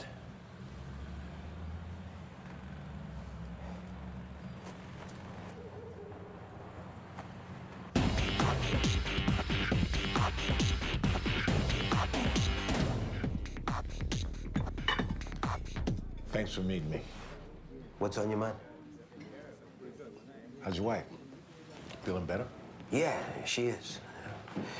Still got her delicate moments. She's seeing someone. Seems to be helping. You know, we're going to France. Always said we would. I'm finally taking her. Yeah, that's great. Yeah. I'll never be able to tell you how much I appreciate what you did with that. Saved us a lot of embarrassment. Made me realize a few things about my marriage, too. It was nothing. Okay. Now tell me what's really on your mind. I never intended on calling in the favor you extended to me. I don't even know if this is possible. Tell me what you need.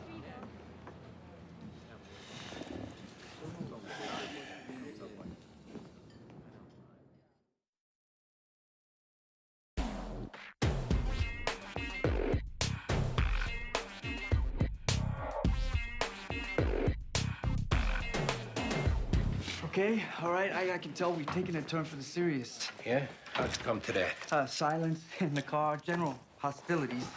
Did you kill that girl? No, sir, no, sir. How'd you know where she was? Look, first, can we talk about how this affects my chances for beating jail? How you gonna beat jail, Freddie, with nothing? You showed us a body. That means nothing. As opposed to saying who she is and how she got there. And we present information like that, couched in a report of your eager cooperation, there's a good chance our DA will look the other way on these robberies. Or keep thinking about a deal while we keep thinking you look good for this homicide. I think her name is Alyssa Santos. How do you know this? She was the neighborhood crack whore, but like 14 years old. A real sad case. How'd you know she was in a lot? Well, I found her like 6 months ago when I stepped in there to take care of something.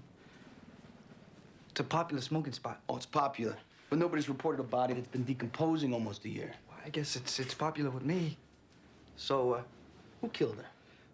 Look, man, I got a name, but before that, we talked terms of deal. Chapter 1 being, there's no way I'm gonna testify against this lunatic. That depends on you being forthright. The more honest you are on details, the stronger our case and chances for confession, then you don't have to testify. Chapter 2. The name. Okay. Last time I saw her, like last year, I was going to score when this scummy, wannabe, badass weed peddler named Antoine, okay? I get to his corner, I see him dragging her in the lot, okay? For like whatever, you know, his daily 5-minute slot. So she's struggling for help while you're busy waiting to get loaded. No, scream and dazzle thing, that was her act. You can ask anyone. So they disappeared into the rubble, what? Comes out 10 minutes later, alone, real twitchy. He said he wasn't selling no more dope that day. You think to look for her, maybe call the cops? Nah, he was too distracted over not getting his weed. What happened to that girl, it really breaks my heart. Because she didn't deserve getting killed and burned up. Now, Antoine, torch him all you like. Antoine what? Gossip. Real scummy. Sit tight.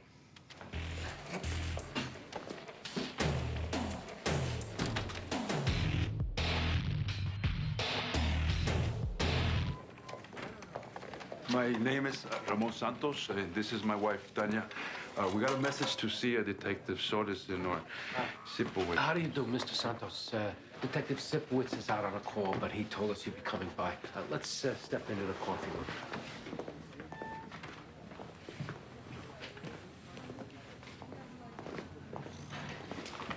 I'm Detective Medavoy. These are Detectives Jones and McDowell. Please, have a seat. We just got the message to come in, but it didn't say what about. Do you have a daughter named Alyssa? Legally, yes. She involved in something. You say legally. She's adopted? She's my niece. Come over from Santo Domingo. Is she okay? Have you seen her recently, Mrs. Santos? It's been a year and a half. She had problems, so we got her put into a group home. But then she ran away from that place. Did you file a missing persons report? We were advised against that on account of it just being pointless. Our neighborhood cop said that she was incorrigible, you know? He arrested her twice with dope. And then once when we called because she was smoking crack in her room and busting on my furniture. He said if she wants to come back, she'll come back. Is she okay? We're sorry to tell you this, but Alyssa was found dead this afternoon. No. You can't say you're not surprised. How did she die? We think she was murdered. Oh, my God. Is there anyone she ran with you think we should talk to? A friend, boyfriend? Oh, it's just so much pain in her life, so much pain. So we can't take the blame for this, Tanya. You blame Juan and blame Eladio. Wait, who's this now? Juan is her father who had sex with her. Got her head all messed up. Where is he? Santo Domingo, same with Eladio. That's who she went to live with after her father, who was also a sick pig with her. My sister begged us to take her in. How long did she live with you? 6 months. But don't think that we didn't try with her. We took her to family court. We got this special warrant. Person in need of supervision warrant. How old was she? 13 when she left our house. Everything. We did everything. But sometimes you just got to get on with your life. What was the name of the cop you talked with? He might be able to help us with the investigation. Something Baxter. Well, we're all done here. We'll keep in touch. Sorry for your loss.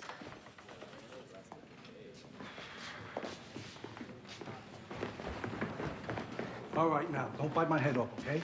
Hey, if I seemed a little abrupt the other Don't day... say another word. Under the bridge as far as I'm concerned.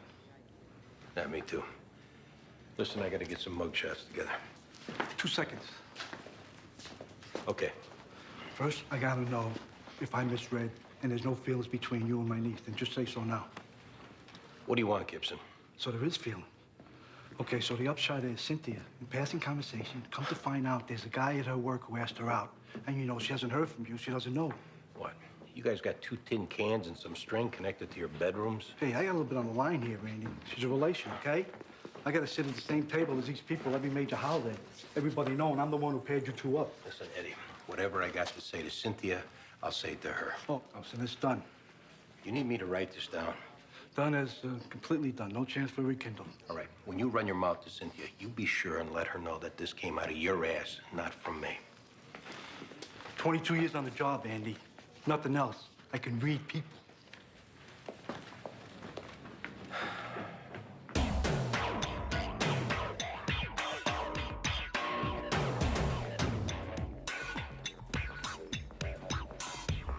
Thanks. Think I could squeeze into one of those?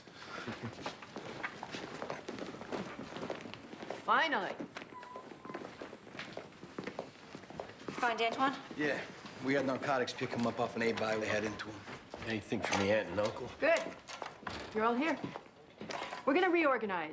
Now's a good time to do it. Reorganize what? We're gonna change desk assignments. I need to see how everyone works so I can decide who partners up best. Also, we're gonna move the desks, create a better flow. Whose fish tank is that? Mine. Do you have a fish tank at home? Matter of fact, I do. Well, maybe you could transfer those to your home tank. You told me you got fish policies, too? This is gonna be a work environment.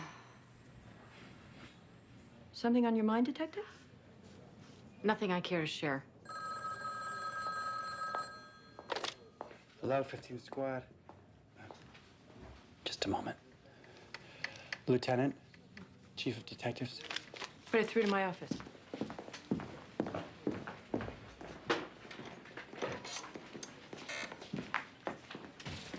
She's all yours, fellas. Well, that's reassuring. I still think we should give her the chance to chill out. What choice do we have?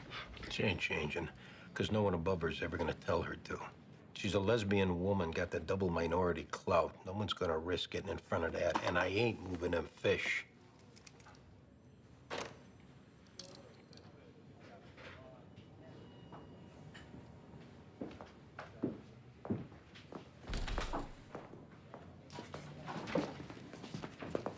Is there a problem? That was the chief of D's. Apparently, I'm being reassigned. Congratulations. Oh, I don't know where I'm going. I just know I'm no longer here. Well, good luck to you, wherever you end up. Gee, wonder how this happened. Maybe you're needed somewhere else. And maybe someone with more juice made some phone calls. Maybe. I just wish whoever did had the guts to admit it. And I wish I knew how one person could alienate a whole squad of detectives in 48 hours. Detectives who've shown they can deal with anything, including each other. I'm gonna find out who did this. Well, you can start your investigation making phone calls downstairs in the captain's office. We got work to do here.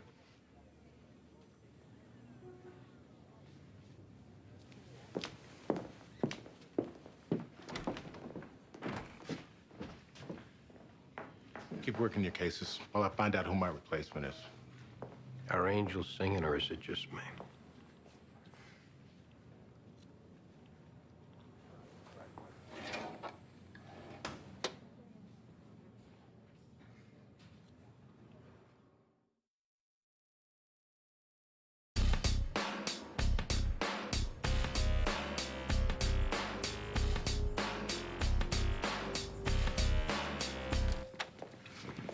Don't he talk? Oh, he talks. He's just being cute, Antoine. You want him in the cage? No, put him in that seat.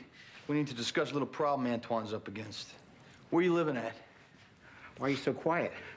Antoine, sure used to run your mouth when I walked that footpost on the 2-3, didn't you? Hey, why don't you work out your beef later on, all right? Oh, we're even now.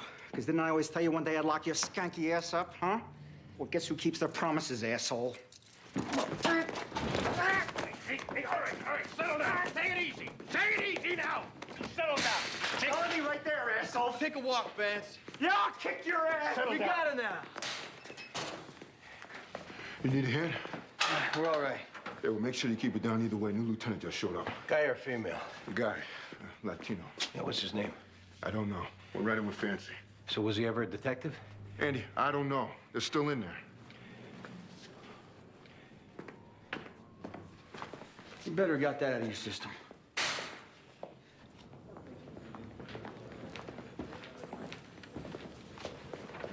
So they didn't hear nothing in the pokey? No, door was closed by then, and no, I didn't catch his name. So this Antoine's a little tight-lipped, huh? Yeah, we're letting him thaw out a little bit.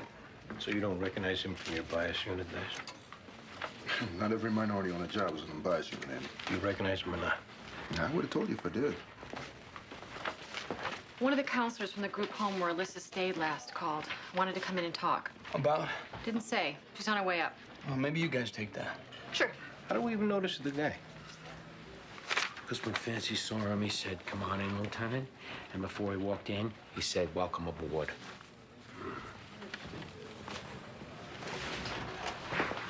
Sarah Fisher. I spoke with the Detective McDowell. Hi, Sarah. Come on in. My partner, Diane Russell. Let's go talk in here. What's with the Van Dyke? Post-Renaissance. They're called goatees. Who's my ass? It's gotta go. You can't have that in the bureau. Take a deep breath, Andy. So, you were Alyssa's caseworker at the group home? That's right. Was there something specific you wanted to tell us? Alyssa confided in me that her uncle was sexually abusing her. That's the reason why she ran away from that home. Her uncle back in the Dominican Republic. Her uncle here, Ramon Santos. And when I heard that she was dead, I mean, I'm not saying he did it. I just thought that you should know. Did you look into the abuse? Substantiated? Alyssa didn't want me to. I mean, she was deeply traumatized. Obviously, you know about her being abused back in the Dominican Republic from very early on. And a part of her felt like... It was her own fault? Yeah. And her response was just to run away. But don't you have the ability to look into something like that on your own? It is a felony. Knowing Alyssa wouldn't pursue charges, what was I gonna do? I did call the Santoses after Alyssa ran away to see if she was back living there. And if she was, I was going to take the necessary steps. When she ran away from your home, why didn't you file a missing persons report? We did, the previous times. Why not this last time? I ran it by my supervisor. I don't know, we didn't. Because that's what, a 5-minute phone call? Listen, I didn't come down here for you to wag your finger at me about what I didn't do. All I could do was to let her know that she had a friend whenever she needed one. We're just a little frustrated, Sarah, because if she would have had a missing person report out on her, maybe she wouldn't have been on the street that day she got killed. I came down here to tell you what Alyssa told me about what was happening. Do what you want with it.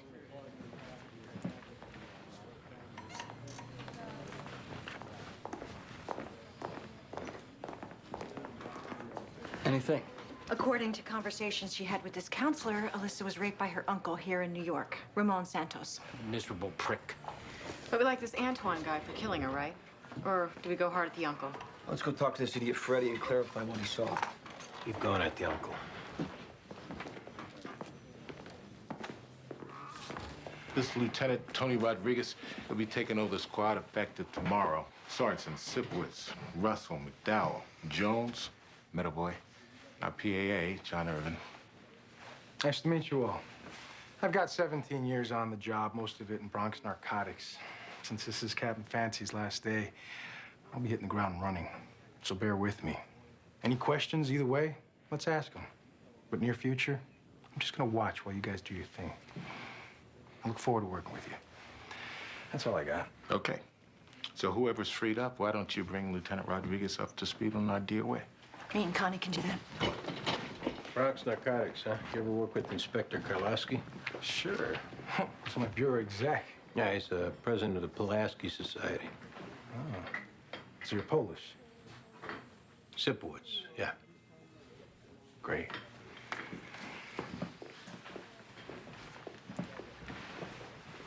Seems nice enough. Oh, yeah, that's gonna last.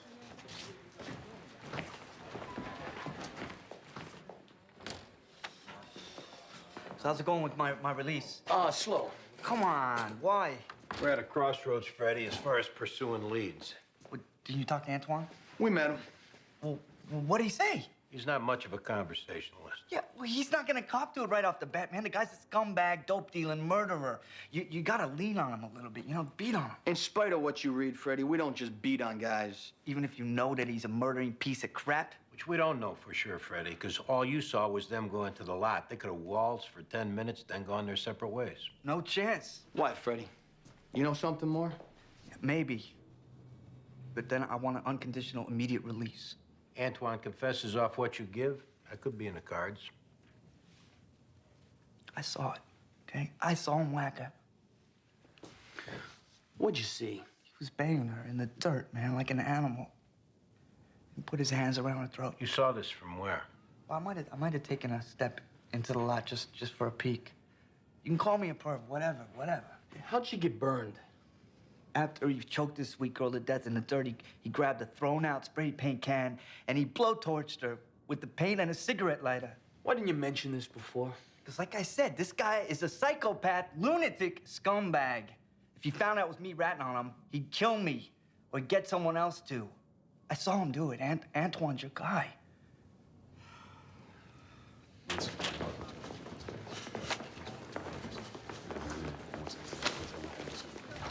Hey, Terry? Yeah. Baldwin Jones. Greg Mattaboy. How you doing? What's up? Hey, Terry, you remember Alyssa Santos lived over on Ludlow? Yeah, okay, sure. Responded to their apartment a couple of times. Kid was out of control. Parents had it up to here. Well, we found a body in a vacant lot on Avenue D. Been there 8 months or so. Damn. Well, I'm not too shocked. Like I said before, she was out of control. Drugs, putting out for half the neighborhood. Any local characters jump out at you as far as who might have done it or known about it? No, I couldn't begin to tell you. I'll ask around, though. The couple she was staying with, did they ever approach you about filing a missing persons report? Maybe. They said they did. Okay. Apparently you advised against it. Is that what this conversation's all about? Did you? Okay, I'm remembering now. They approached me about it when that girl ran away from her group home in Brooklyn. Did the group home file a missing persons? Refer the complaint, not the complainant. Don't tell me you never heard that. Okay. I was wrong, and I see where I screwed up. So does it end here, or do you guys got other plans? So you'll ask around on her? I'll ask around.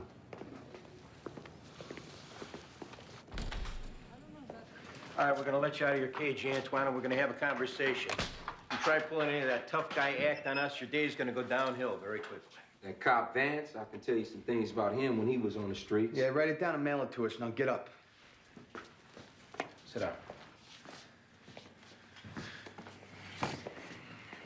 Elisa Santos. I have nothing to say to you guys. Hey, one of your recent transactions 2 days ago in Tompkins Square Park, that was an A-buy to an undercover narcotics cop. That was your third strike, also known as 20 years. By the time you get out, drugs will be legal. Wouldn't that be ironic?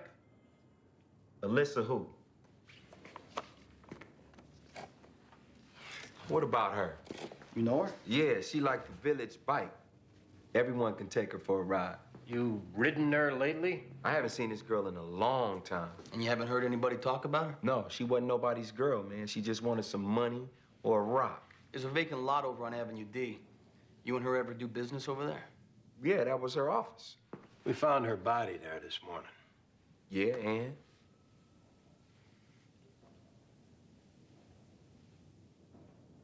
Maybe she didn't feel like putting out, huh? Or maybe you were just so high off your ass you lost it. Man, I ain't having this, okay? We got a witness says you killed her. And we got your fingerprints, Antoine, on a pipeline right next to her body. Break out the ink. And we got semen off her, too. We're gonna run your DNA. Here, hold out your hand. I'll give you some. Hey. Look, man. All right, I stuck her in the yap many times. But kill her over what? Jealous because she was banging other guys? Man, she was a hoe. She was 14 years old, asshole. Hey, I didn't turn her out, all right? She was already in 5th gear by the time we hooked up. Maybe you should be squeezing some of them crackheads who hang out around that lot. All right, that's why I told her, don't be rubbing up against me. You know, because them who she is spreading her legs for now, the last time I seen her, the lowest of the low. Man, get this out of here, man. I'm insulted.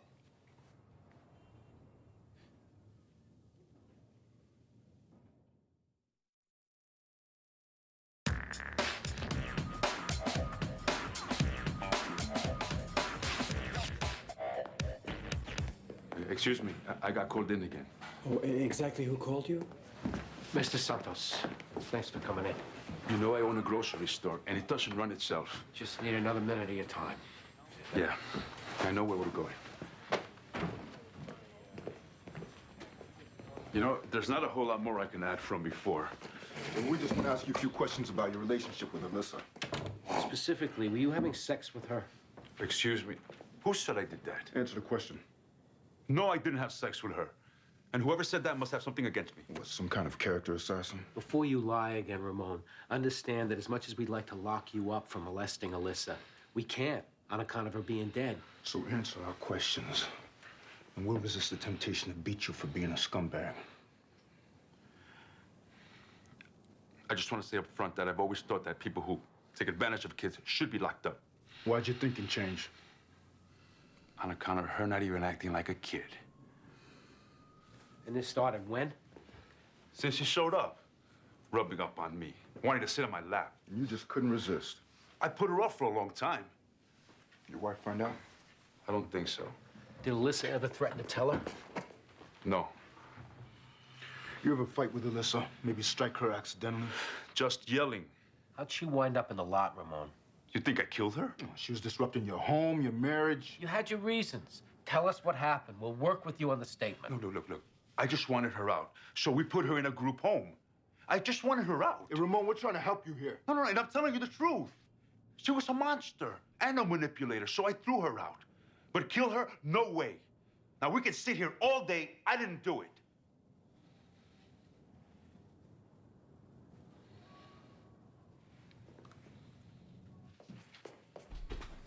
I want you to look at some neighborhood guys. Why? You want to try and get off the hook for killing Alyssa? I didn't kill her. Then look at the damn pictures.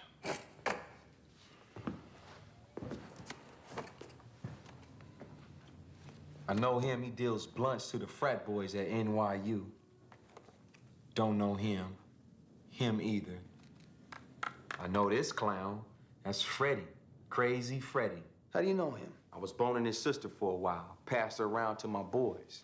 He comes up to me all high one time, you know. He sprouts balls when he's high. Stone crazy the rest of the time. He tells me, lay off of her. Did you? Hell no. I stuffed him in a garbage can. When was this? About a year ago. Okay, all right, here we go.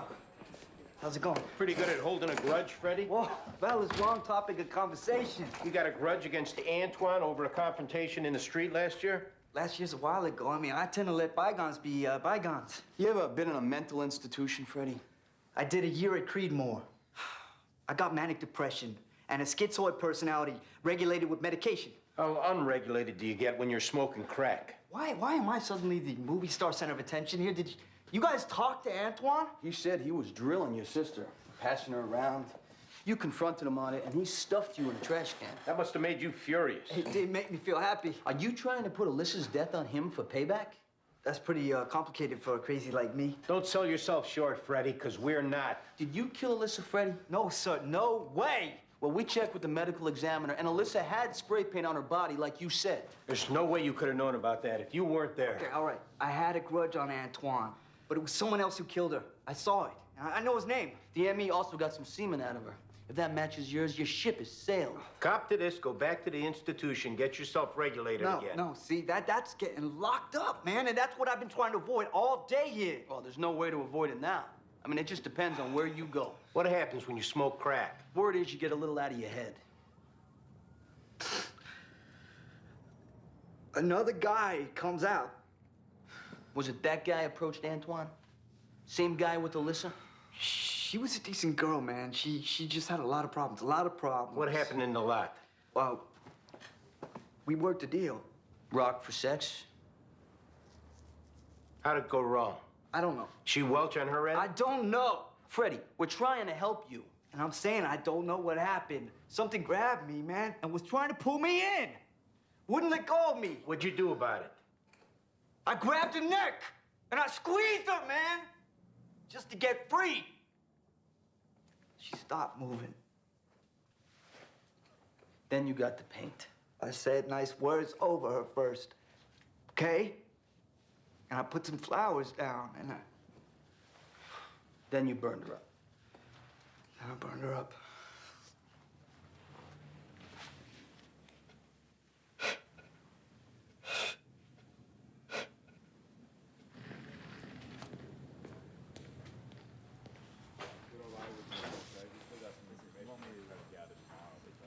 Last day.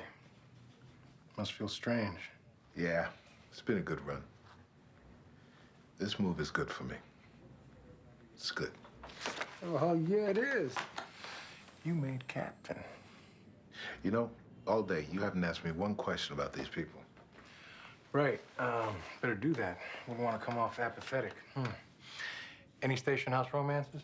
Nothing current. Anybody trigger happy? Absolutely not. Anybody can't handle themselves on the street? No. Any old school ball breakers who enjoy detective work more than dealing with bosses? Yeah. Sipowicz, he's unique. But a good detective? Someone I love got murdered. I'd want him to be the catching detective. Well, there you have it. Hey, they're throwing a racket for me tonight. You're welcome to stop by. Thanks. I'll pass. But I will throw my congratulations into the hat. In case it's a while till I see you again. I can tell the way you ran the squad. Just hope I can live up. Good luck, Lieutenant.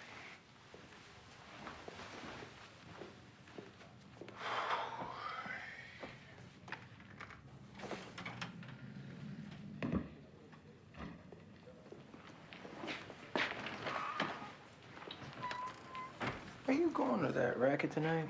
Yes. Will you be there? No, but do me a favor, will you? Play everyone around on me and honor Captain Fancy. With pleasure. Thanks. See you tomorrow.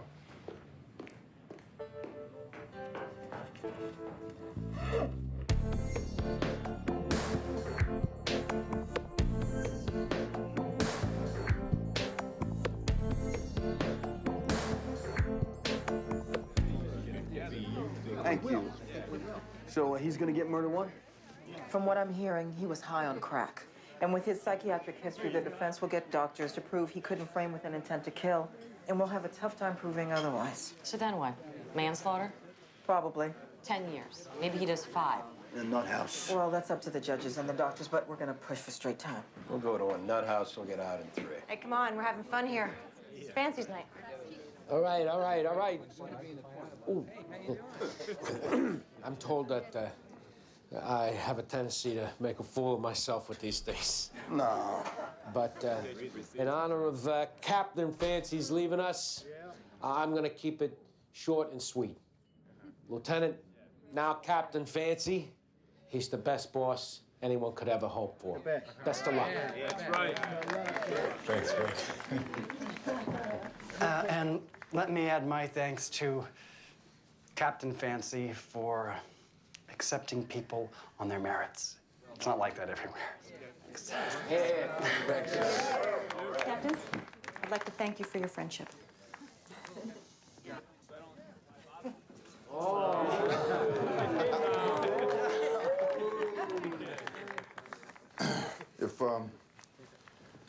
If any of us ever get to be lieutenant and run a squad, we won't have to ask around how it's done, because we've already seen it done right. And I'm proud of you. I'm proud to know you, and I'm proud to have worked with you.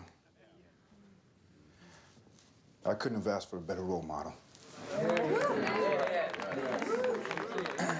If it wasn't for Captain Fancy, I'd be working in private security right now. So, thanks for keeping me out of the civilian workforce. It was a pleasure.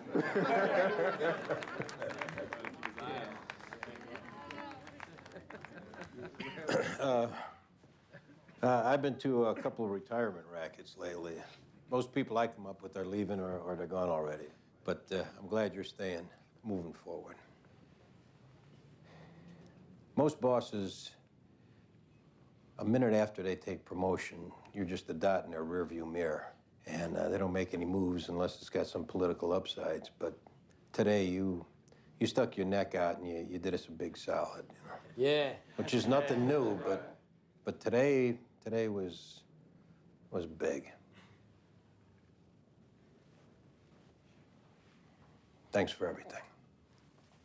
Good luck. Yeah.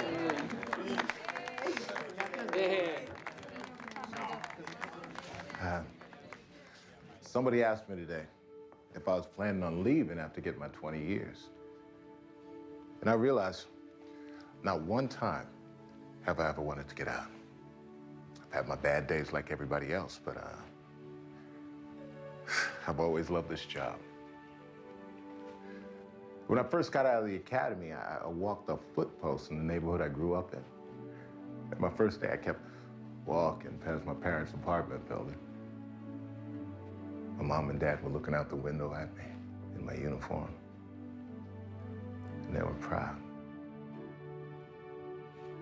And I was proud. Because when you're a cop in New York City, you're somebody. Yes, sir. Yeah. Congratulations. Have yourself a drink and let's tell some stories. We're gonna miss you, pal. Miss you back.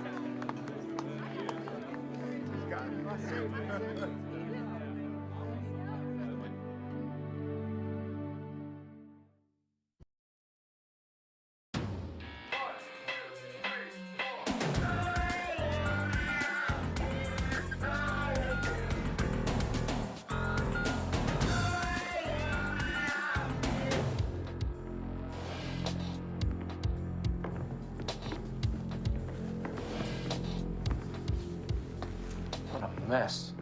No sign of forced entry. DOA's in the bedroom.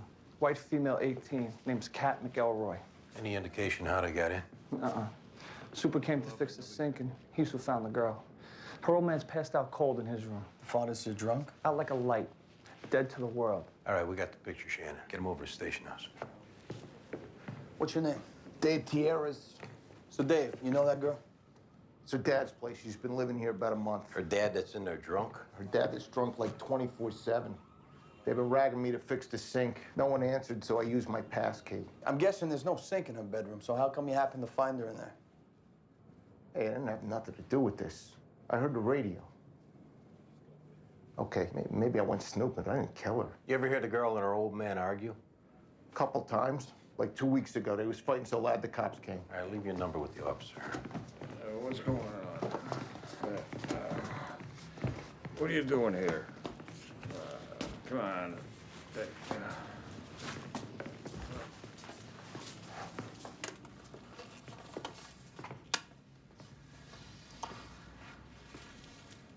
Look at your marks. She's been strangled.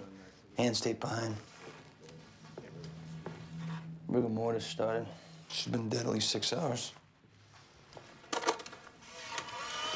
Said she was 18, she looks 15. Make sure Emmy does a rape kit. Crack pipe. Let's get this voucher, too.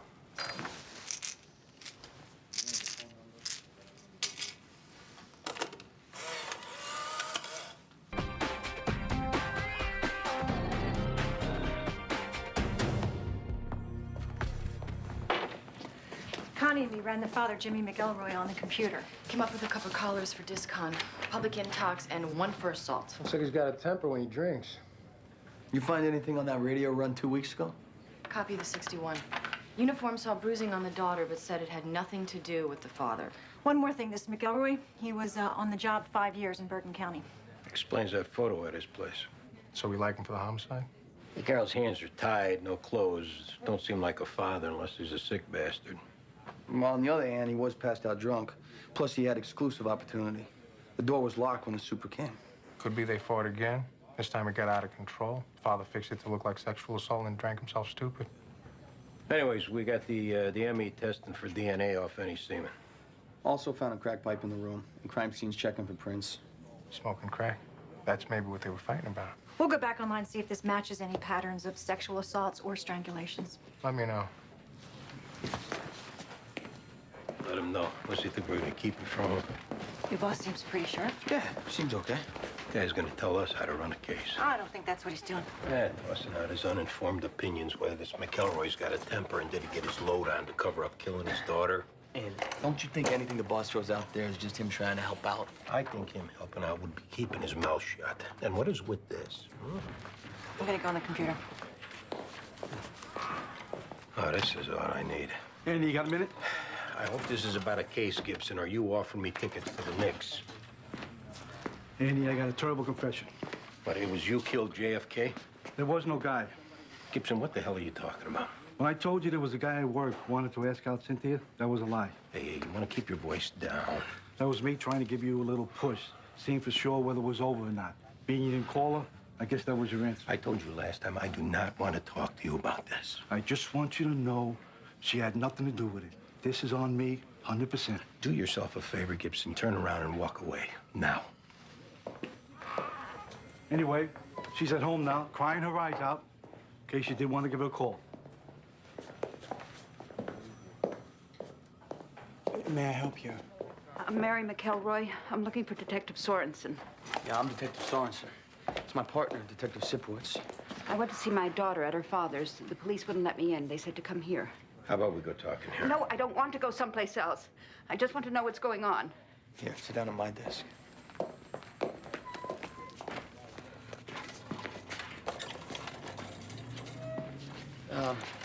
We're sorry to have to tell you this, but your daughter's dead.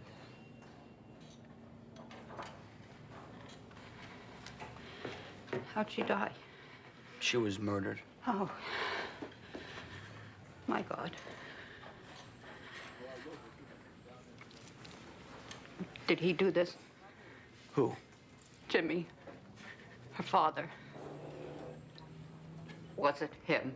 We'll make sure that's that. Because he drinks too much, and when he drinks, he gets mean, and then he hits people. You ever hit your daughter?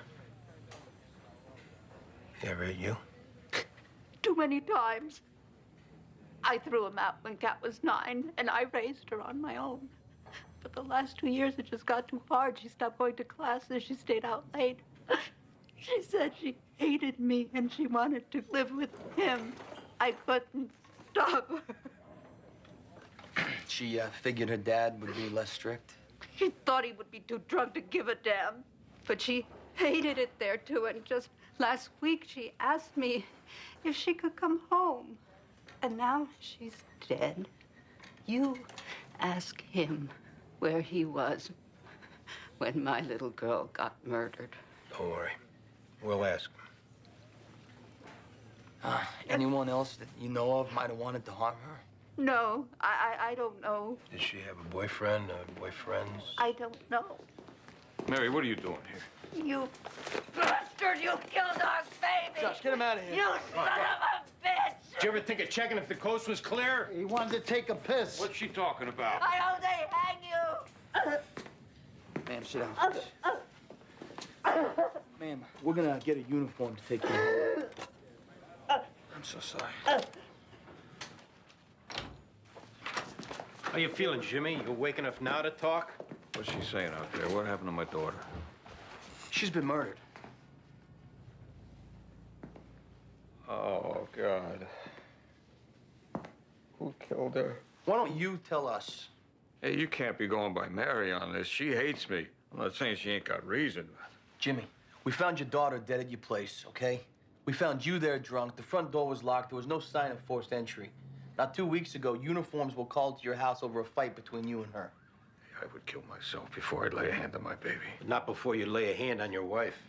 Hey, that was a long time ago. Look, you were passed out. Maybe you killed her. Maybe you don't remember. You willing to give us a DNA sample? Of course I am. Was she raped? We didn't say that. Hey, look, I ain't lying to you. I was on the job 5 years walking a beat, huh? In Hackensack. My son was a cop there. How come you left? I got a drinking problem. No kidding. Hey, you can think what you want. I did 2 tours in Vietnam, 82nd Airborne. I got the Silver Star. I was a good cop. Now I'm a broken down drunk, but I did not kill my daughter. Where were you last night? I got a job.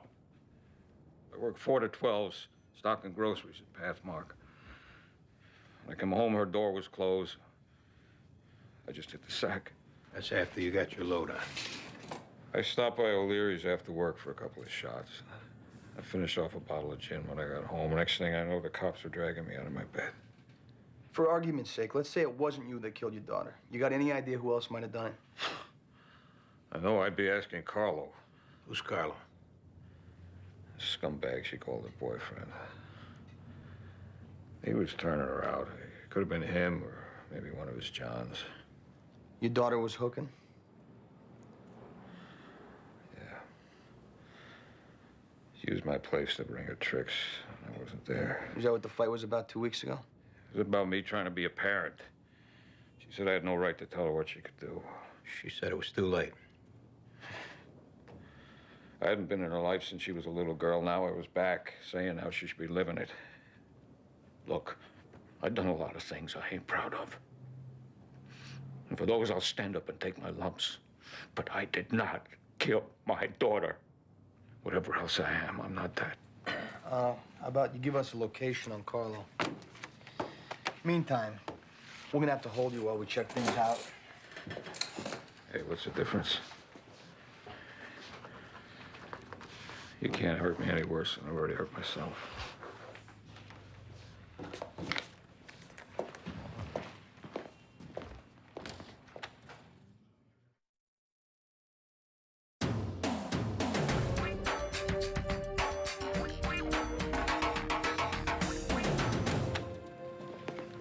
Go on, Carlo, get lost. You find who did this to Kat, I'd appreciate it. You let me know. All right, shut up. Get lost. Who was that? DOA's boyfriend, or pimp, depending on who you believe. He says that she was hanging out with some lowlifes trading sex for crack. Did you arrest Mr. McElroy? Yeah, we got him in custody. We're holding him downstairs. We're not sure he did it. He had motive, seeing him and his daughter were fighting. a history of violence when intoxicated. He had opportunity and he had means. Still don't mean he did it. You find out different, I'm all ears.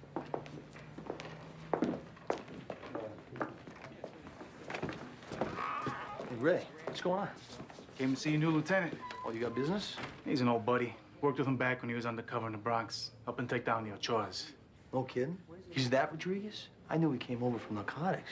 There's a dozen Rodriguez's working narcotics. Well, he didn't mention nothing about being a legend. Sounds like Tony. What's with his beard? The Bureau don't allow facial hair. Undercover, he made enemies. Bureau let him grow beard so he couldn't get recognized so quick. Anyway, I'm out of here. Take care. How about that, Andy? New boss was a heavy hitter in narcotics. Got the Medal of Honor. Yeah. So what's he doing in the squad? Getting his ticket punched? I guess when he had to testify, he blew his cover. It's wrong, a boss wearing a beard in the squad, you know? They were concerned about him. They should have put him someplace where the beard don't matter. They got a pattern on 4 homicides over in Brooklyn North. Might be a fit with our DOA. Go tell Rodriguez. Boss, we might have a pattern. 4 homicides in Brooklyn North. Victims were all pros. All had their hands taped behind, and all of them smoked crack. Fits that crack pipe we found. Also fits what we got off her boyfriend. Maybe the scumbag who did these moved his act across the bridge. Last 3 victims in Brooklyn all had their faces covered. This one didn't. I remember a couple of these murders in Brooklyn made the papers. The dad being an ex-cop could be this guy sharp enough to try a copycat. He make this one look like it fits the pattern in Brooklyn. And the faces being covered wouldn't make the papers. Either way, if the DNA from our girl here matches up with any of them others, that pretty much rules the dad out. Unless you want to try and tell me he killed them all. I'll call the CO at Brooklyn Homicide, get their input. Hi, I'm looking for Detective Sipowicz. Oh, he's in a meeting. May I tell him who's asking for him? Cynthia Bunin.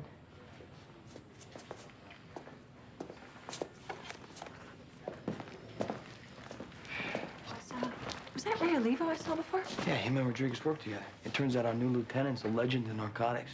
No kidding. No kidding. I guess they're making a movie about it. Cynthia, what are you doing here? Can we talk, Andy? Yeah, not here. John, I'm going out a minute. I'll be on the air. I'm sorry about this morning. I know Uncle Eddie came to see you. Yeah, I guess he told you what I said. Oh, don't blame him. He was covering for me. That wasn't his idea, telling you I had someone else interested in me. It was mine. You told him to say that? I've been out of the game a long time, Andy. Seems I'm not very good at it. Ah, come on. I mean, you're the first man I've made love with in 5 years. Guess this is me trying to find out where we stood. So where do we stand? I don't know. You know, how come we got to say one way or the other? I'm 42 years old. I don't know's not good enough. Well, I can't do any better than that. Is there something wrong with me, Andy? Something I did? Something I could change? Nah, there's nothing to change. You're a wonderful woman. It's not anything you did. Okay, well then if it's something I didn't do, you tell me and I'll try and do it. It's nothing like that. It just don't seem like it's gonna work. Hey, come on. It's not just you. It's the whole situation. You and Gibson. I mean, I can't say a word to either one of you without it gets back to the other. Oh, we're a very close family, Andy. He's like a father to me. Yeah, I know. So that's it then. I'm sorry.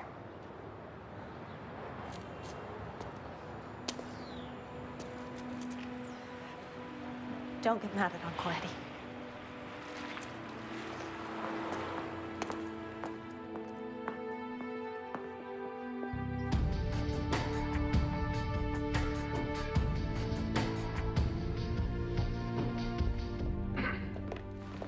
Lieutenant Jim Walters out of Brooklyn North. Tony Rodriguez. Detectives Eden and Kent. Thanks for calling us in. Danny Sorensen, Andy Sipowicz, they caught the case. Our guys brought files on the previous homicides. We can give you what we got on our DOA. Face down, hands tied back, nothing covering the head. We're waiting on DNA comparison. ME's office says it could be tomorrow. Mind catching us up? Sure. We figured the first victim was a skeleton found under the bridge. Lived in the Marcy projects, went missing 2 years ago. In each case, witness either saw the victim with a black man or saw a black man leaving the scene. The others are all known pros, 2 white, 1 Latin, 1 black. Equal opportunity killer. Right? One that turned us onto the pattern lived in those same projects. Pimp found her strangled in their apartment, naked, pillowcase over the head. We got DNA off her. Also, ME found large traces of cocaine, which figures for a crack smoker. Do any good if we re-interview the pimp? For what? We got it right the first time. No one's saying different. Third victim also lived in the Marcy projects.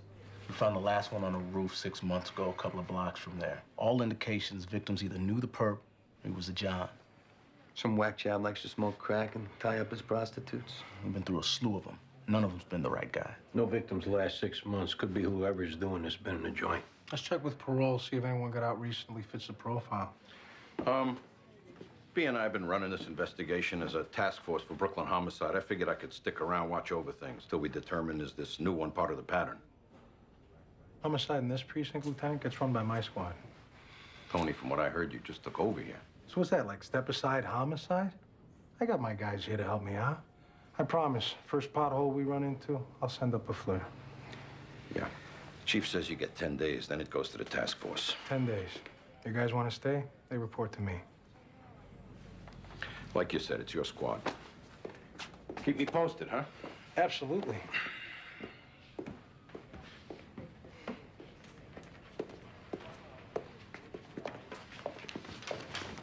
Looks like this guy's got some balls as a boss. He's gonna have to do more than chase off some chesty lieutenant. Show me how big his balls are.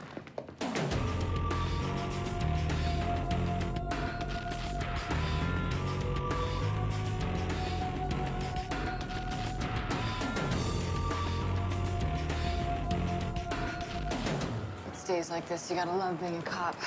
Combing rat holes, talking to every dealer, junkie, and hosebag in Manhattan. Yeah, that's something, huh? New boss being some kind of cop legend? Tell you this, he's not too hard on the eye. No, especially for a cop legend. Probably not your best career move, huh? Having a thing with your boss. It's not Shorty Boom. Heading right for us. Ladies! Officers. Shorty, why aren't you in jail? Don't tell us you made bail. Dude wouldn't go no grand jury. Told DA what happened to his Johnson was a blessing. Word is you looking for someone. Who told you that? Business associate. Don't matter. What I was thinking, we could work to our mutual advantageousness. Why? You know this guy? Don't even know who you're looking for. Just know you're looking. So what's the pitch? I help you locate this individual. There'll be some paper in it. Because you know I'm all about the Benjamins. You help us find him, there could be money in it. All right. In that case, who we looking for? Guy we're looking for is black. His act is he likes to smoke crack with pros and tie him up. That's it?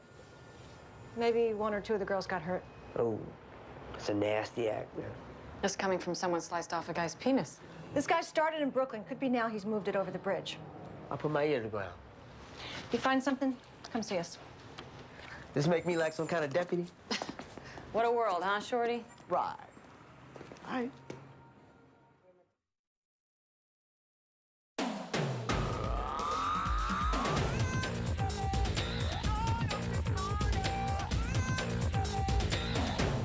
Detective, Katie Sipowicz on line 1.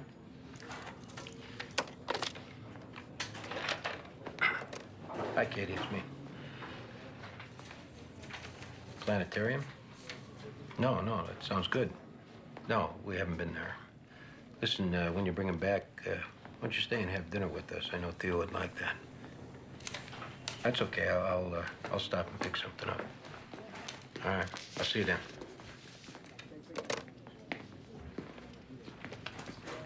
Here to see Detective Russell. Is she expecting you? Give me this card. And that blonde one deputized me.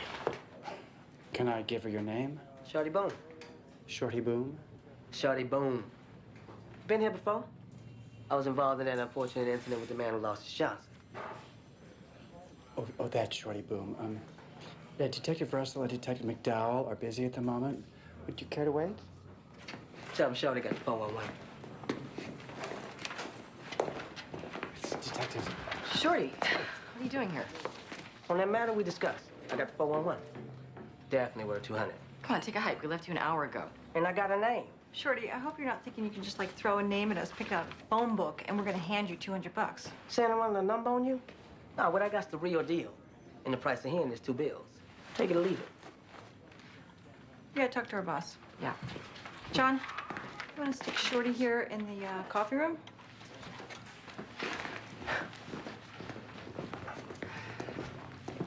That's your new snitch, Mr. Slice and Dice?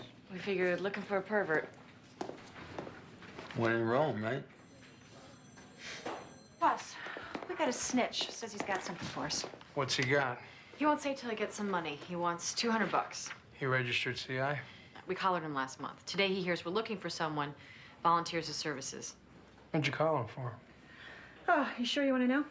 Well, now I gotta know. He lopped off half a guy's Johnson. Guy didn't want to press charges. Guess it takes a whack job to find one. Here's 200. You give him this, he better have something. Sure. And not half of something. Pans out, see, does he want to register as a CI?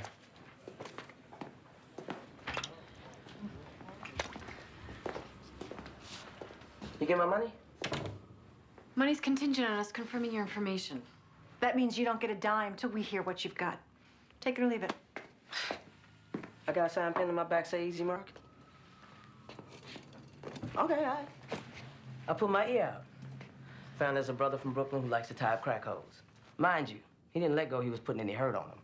But he was free when he gets off tying him up. You said you had a name. Vance Davis.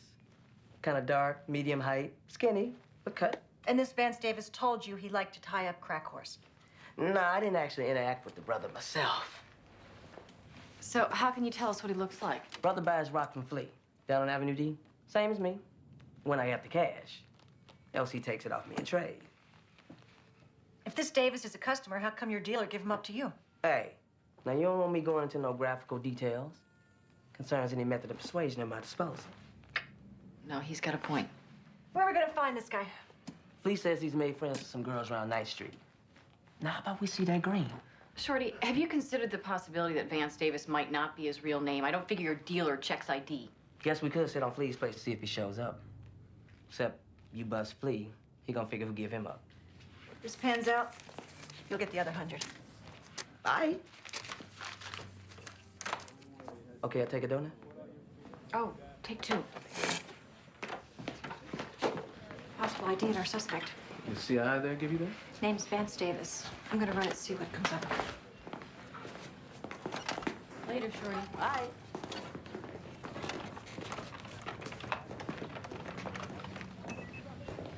Vance Davis came out of Rikers 3 weeks ago. Served 5 months on possession. Last known address, 1209 Marcy Avenue, Brooklyn. Bingo. No sex offenses, just the possession, old collar for attempted burglary. We get a picture? It's printing up.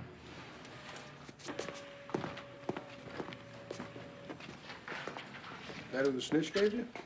Vance Davis. You got places to look for him? Mm-hmm. Go look for him.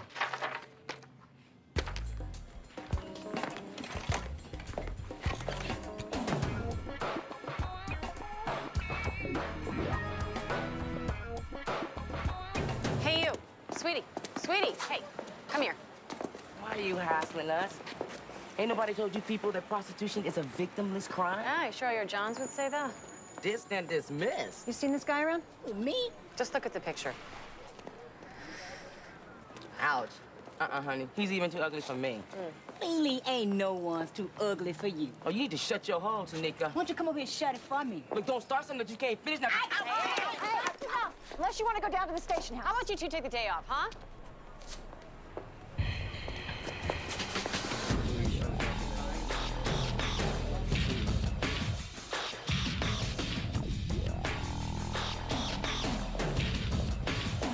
Hey, what's your name? Tiffany? Okay, Tiffany. Either of you ever seen this guy? That's Mr. Rock and Roll. Been coming around here the last couple weeks. Rock and roll? Yeah, we call him that because that's what he likes. Smoke some rock, then have a roll. That's really funny. Any idea where we can find him? Or we could go looking for what you just stashed in them garbage bags. No, don't do that.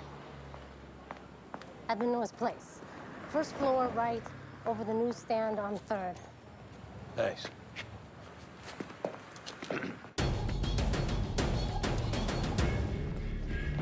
We're in position. We're in position out front, anti-crime's round back. Okay, we're going in.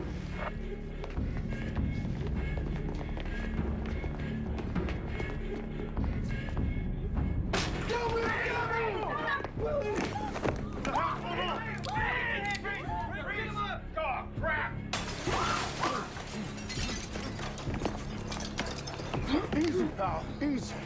You got him? Yeah, we got him. I think you call that the 2.5 tuck, with the emphasis on tuck. Hey, let's get some clothes down here.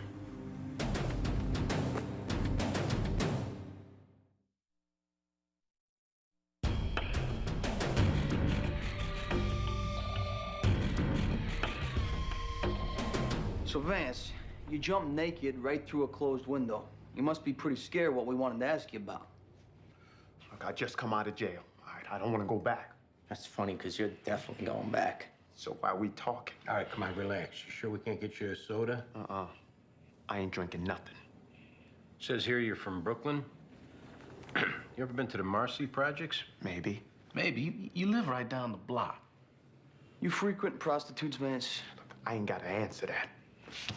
It's Rita Carrillo, you know her? Never wanted to bear it. Look, why you asking me this? Don't give us that crap. You know why we're asking you. About Kat McElroy. Someone fits your description was seen leaving her place last night. It wasn't me. You see, what we're thinking here is that maybe you could help us figure out what happened to these girls. Now, what we heard around 9th Street, you like smoking crack with prostitutes, and some of these girls here, they'd be the same kind you hang out with. I said, I don't know him. You said you don't remember that picture of Wanda Barrett. Maybe you'd remember this one. Man, what you showing me that for, man? Because you're the sick bastard that killed her. Some queer pervert, sicko, half a man, only gets off killing women. Come on, go! All right, we're getting on the wrong foot here. All we want is to talk. Look, I'm done talking. Maybe I'll just get a damn lawyer. It's a good thing you said maybe. Could mean the difference you living or dying. How's that? Just give us a minute.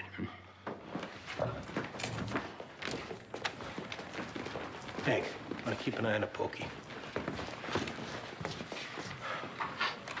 You want to tell us what the hell is going on in there? What are you talking about? He's talking about, are you trying to blow this case? What if that's our guy and he lawyers up? Well, in this 18 months, you're going to tell us who our guy is? He lawyers up, we won't never know. Being we got no probable cause for a DNA sample, and he won't give us one. So now you're telling us how to do our job. Is there a problem? It don't seem like clearing the case is necessarily these guys' top priority. It seems like it's who clears it. Let's take this someplace else.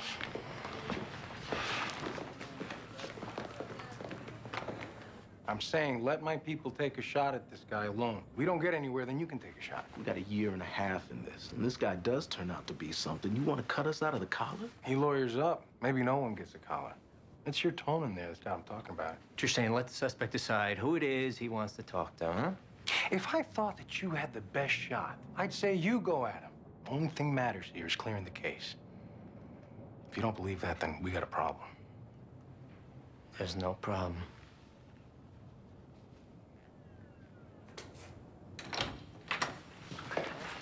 Shh. Don't say a word till you hear us out. We're gonna do you a favor. So you don't get a needle, we're gonna give you a chance to confess all your sins and show some remorse for raping and strangling those girls. Say what? I didn't kill no... Hear us out. See, it's simple. All we gotta do so you get that needle is match up your DNA with DNA from the semen that you left in those dead girls.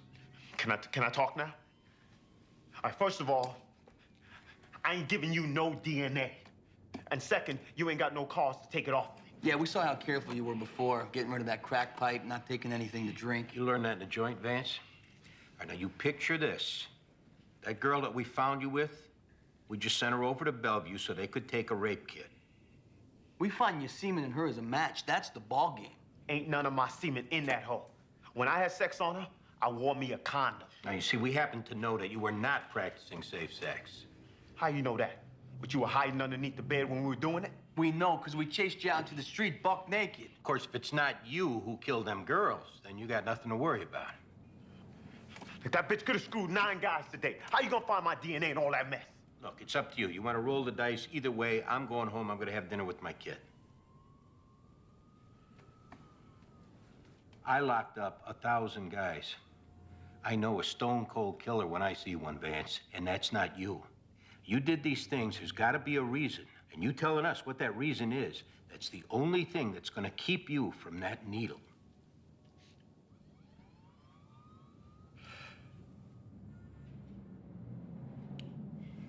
I'm 14. My sister Tanya come in my room, opens up her robe. She's buck naked. Sticks her tongue down my throat. How old is Tanya? 11. I know what she wants, so I give it to her. While we're in the middle, my mama come home with her mean, ugly boyfriend, Jelly Bean. They caught you. Right as I finish it. And Tanya starts shouting about how I was raping her and how I forced her to do it. And Jelly Bean, he yanked me off her and he started beating the crap out of me. He kicked me in my balls. He said he was gonna beat my balls off so I don't do that nasty thing again. Then they called the cops, took me away to a boys' home. You know what that's like. You were a kid.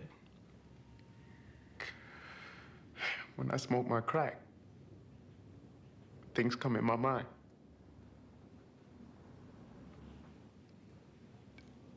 I act crazy. And, that's why you killed those women? That one last night? Did you, cover their heads? The pillowcase. Sometimes I turn them upside down. I can't look at them in the face.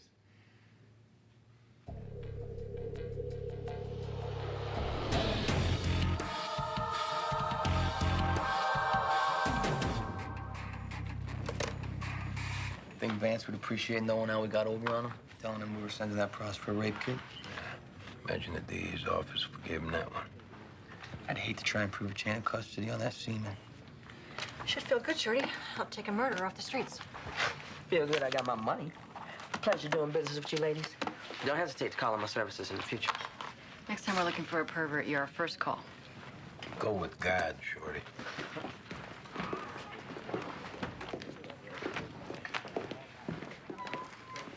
I hear the chief of detectives already knows you made the collar. I notified Chief of D's. Had your men notify you. You called DCPI too? Get your name in the paper? Trying to make your bones?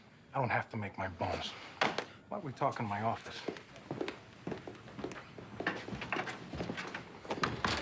You come into my house with that attitude in front of my squad. My attitude? You get lucky this scumbag moves his act to your precinct, so now you clear the case and you're Dick Tracy? What's this about? Your balls are clearing 6 homicides and taking this guy off the street. We bent over backwards to be respectful to you and your men, as I'd hope you'd do for us. That's my men you kept out of the room while your guys cleared the case. That's your men who had the perp 5 seconds from lawyering up, else the case would never have been cleared. Why don't you handle this like a professional, like they pay us to be?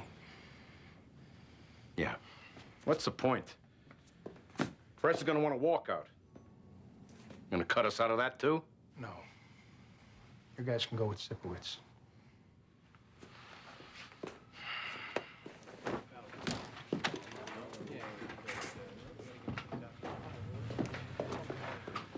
I gotta call DCPI. We're gonna do the perp walkout, us and Sipowicz. Nah, that's okay. You guys go. I'd rather do the paperwork.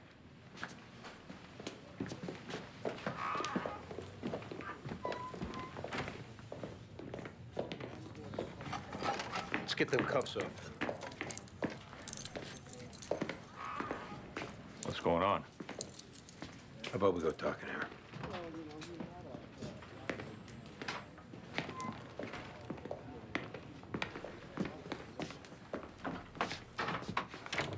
We made a collar on who killed your girl. Same guy strangled 4 women in Brooklyn. I appreciate you finding out who did this. Both of you. It's tough losing a kid. You got people to talk to? Don't worry about me. I can paddle my own canoe. I had a son got murdered, 24 years old. I wasn't there for him growing up either. We were just getting close when he died. You know how it feels. Maybe this is your chance. Turn your own life around. The only way you can do that is stop drinking. I tried to stop. Let me help you. I'm a drunk. Hasn't taken a drink in 4.5 years. Last time I took a drink was right after my son got murdered. Well, how can you help me? We'll go to a meeting together.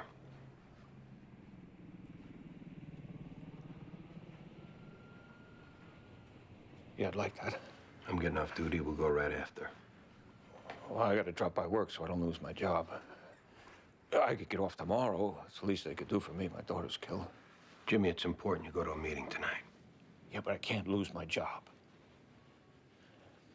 I'll call you tomorrow. You probably heard that before, but I swear, I'm gonna call you tomorrow. Sure.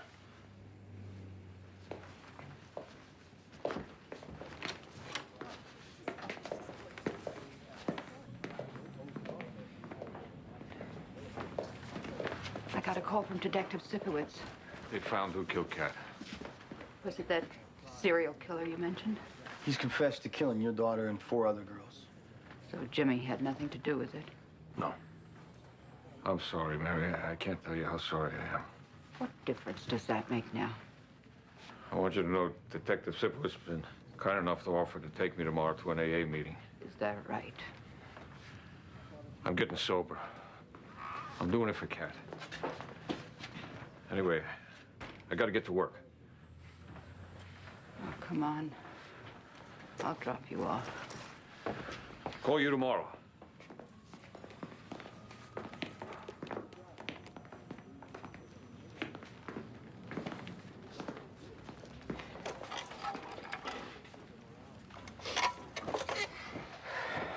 Years ago, that could have been me. I wasn't too far from that. But you came through. I got lucky.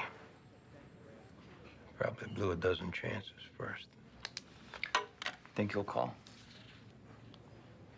No. He's not ready.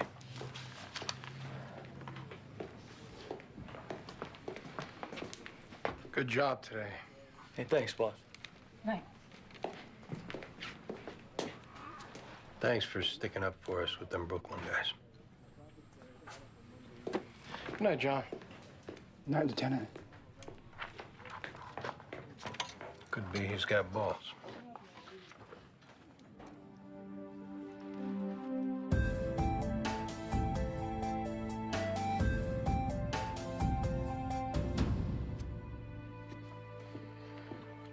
Here's another glass of milk. More spare ribs. You ate all the spare ribs. There's nothing left but bean sprouts. No, thank you. Yeah, Daddy ate all the rest. I'm finished now. Can I watch TV? Did you clean up your toys? Katie and me did it. Okay, then you can watch TV. Till 2 commercials, then bed. You got school tomorrow.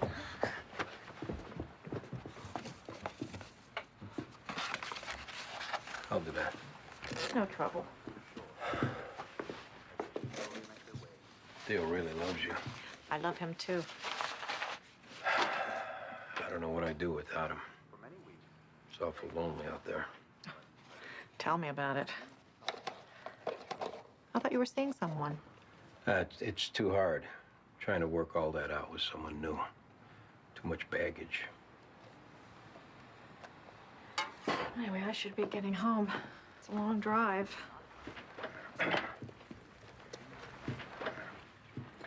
How about you spend the night? No, I can't.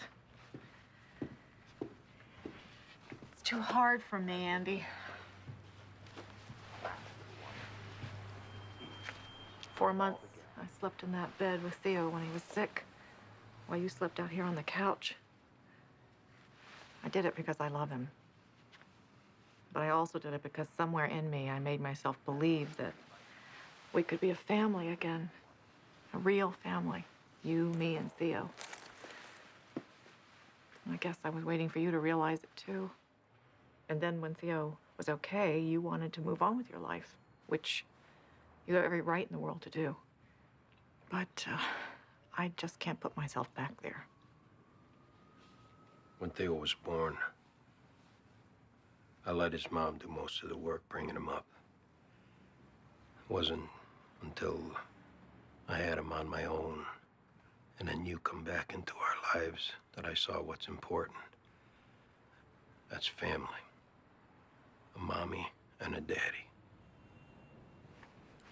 11 years that we were married, I was a lousy husband, a lousy father, and a drunk.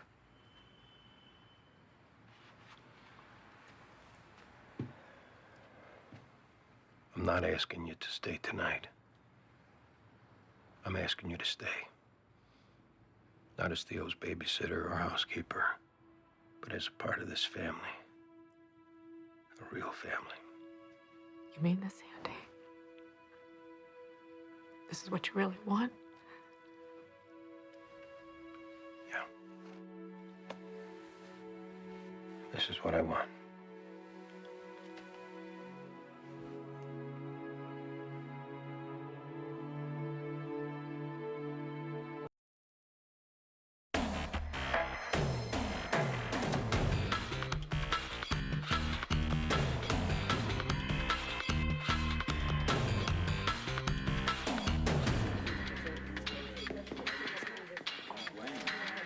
He pulled up, took about 2 steps, and collapsed. He couldn't breathe.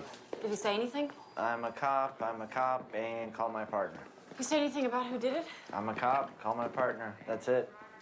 I've been telling him not to work so much. Is that what he was doing? Moonlighting. But we're okay with money. I keep telling him, but it's just work, work, work. Where was he moonlighting? I don't know. It changes. Okay. So you both worked the 4 to 12, and then you went to your second job? Right. What's the job? It's after-hours club down in the West Village. I run security.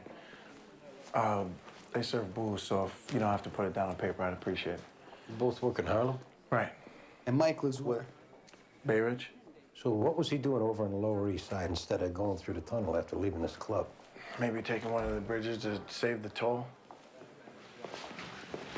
Looks like the bullet went through the seat cushion. Crime scene's getting out of the floorboard. We found his gun and shield under the seat. Okay, we got him patched up. It looks like he's stable.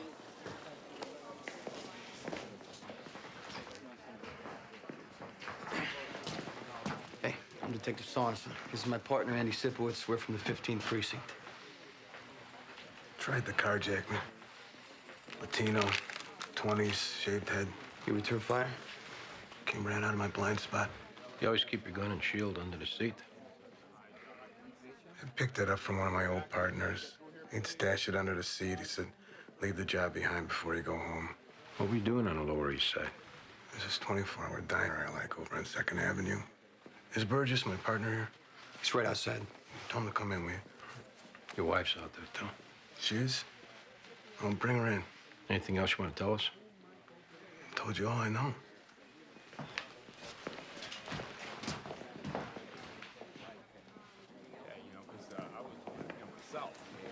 He's okay? Yeah, why don't you get his wife? Grace?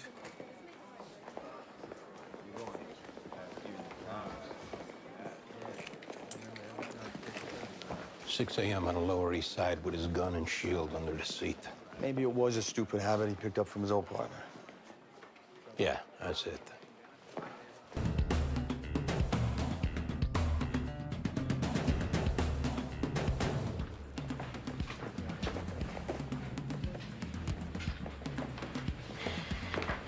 How is he? Stable. You got a stick up at a bodega over on Broome. Jones is up. Him and Greg are on the way back. You can catch him on the radio. 911 operator transferred a call from a woman, said she had information on your shot cop. She's on her way up. Could you elaborate? John? Yeah, she didn't. She was very agitated, though. What did you guys get? Any news on your shot cop? Carjacking. That's what he's saying. Any reason not to believe him? No reason not to. Except he had his gun and shield under the seat, and that brought back some memories for Andy. I'm just saying the guy got his gun and shield under his seat. He's up to no good. But we'll go with the carjacking. What do we know about this cop Dominicelli? Anything? Been in uniform 18 years up at the 3-4. Guys don't usually last 10 in that neighborhood without burning out. And his sergeant says he prefers working 4 to 12s. Drinking man shift. Ona Amador, I called about the shooting. I'm Detective Russell. You have information? You're damn right I do. Come on in here. Carjacking. Uh-huh. It was Dario. That son of a bitch. He said he would do it. And screw him. He's gonna pay. Who's Dario? My ex. Screw him. How's Mike? He's gonna live, right? Yeah, he'll make it. How do you know Mike? I'm his girlfriend. Yeah, I know he's married, so don't even start. So, how long you been going out? 2 years, June. We got a 6-month-old boy, Dylan. And Mike's wife? She doesn't know. Mike's waiting for their kids to finish school. He is, huh? Look, we gotta quit wasting time and find Dario. And let me know the expression on his ugly face when you let him know I gave him up. Dario said he was gonna kill Mike. I'll kill that fool. I don't care who he is. Was Mike with you last night? Yeah. When'd he leave? About 4 a.m. We got in this stupid fight over nothing. He was in one of his moods, you know? Did Mike ever meet Dario? See a picture of him? I protected Mike from that asshole. So he wouldn't know it's Dario who was his shooter? No. All right. We'll look into this. I gotta see Mike. Is his wife still at the hospital? She sure is. Can you tell him to call me? We'll pass something along. Okay. Dario? Yeah, we got it.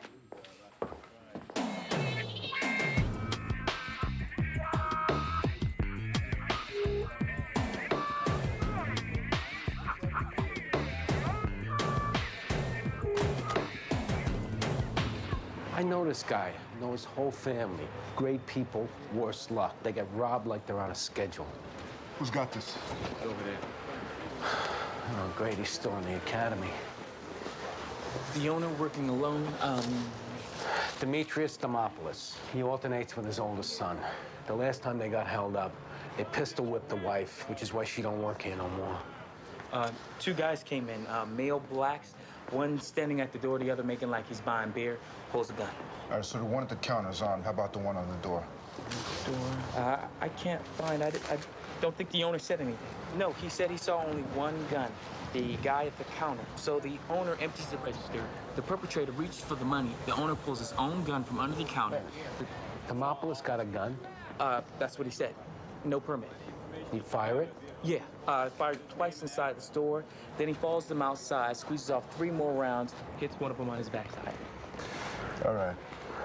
Notify Central for hospital canvas, gunshot wounds fitting that description. Okay. This Demopoulos is a good guy. But now he's fired shots in the street, no permit. He's looking at a felony. All right, so what do you want to do? Let me take care of this. All yours.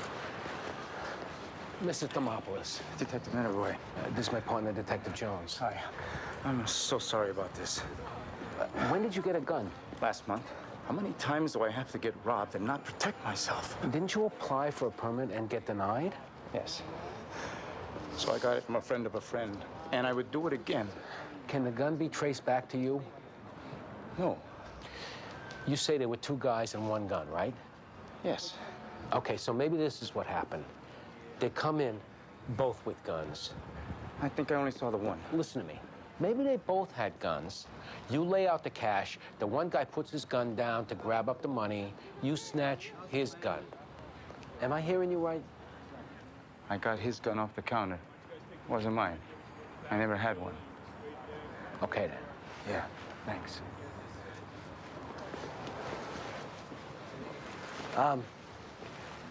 The owner was confused. It wasn't his gun. It wasn't? Wait. No. He took the gun off the perp. You wrote it down wrong. Got it? Yeah, I got it. So we put 2 guns on the perps instead of 1.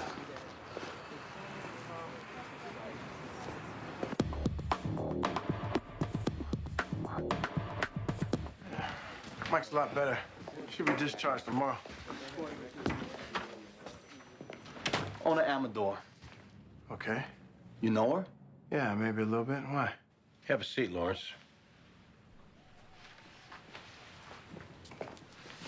She's saying Mike was with her last night, which would conflict a little bit, him working security with you. What, she come forward or something? No, we broke out a Ouija board. So Mike wasn't with you? No. He was with her. You know about her ex, some Dario guy? I'll tell you what. Let me talk to Ona. Just to calm her down. No, I'll tell you what. Quit jerking us off. I'm not, guys. And look, I know this all looks a little weird. Well, Mike's a good guy, and he's been busting his ass up at the 3-4 for 18 years. So did Mike ever bring up his girlfriend's ex, how this guy had it out for him? He mentioned it. So it's a legit angle? Maybe. I don't know. Mike a big drinker? No. So chasing tails is vice? Look, this is gonna jam him up big time if it comes out about Ona. What, with the wife and kids, right? Cop shot put up 10 grand for information on this. If someone comes forward and they find out we got our heads in the sand, we all take a hit. I don't know about you, but I don't have any more hits to take. Okay. I got it. Anybody other than Dario jump out as a candidate? With Mike, you never know. He drops down into these moods sometimes, and it could have been over anything. With the wrong guy at the wrong time. I'm just glad he's alive. All right, listen. Don't be talking to your partner until you hear from us.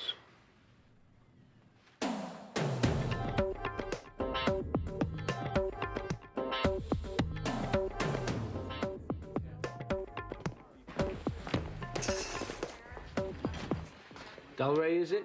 What do you want? How'd you get the bullet in your ass? Came out of nowhere. Eh? While you were running away from that bodega on Broome? No, I was walking down Avenue C and it just came out of nowhere. We'll see what the owner says. Who'd you do the stick-up with? Yo, I got nothing to say, man. And we're gonna pull your sheet, see who you took calls with in the past, and run everybody's photo for the owner.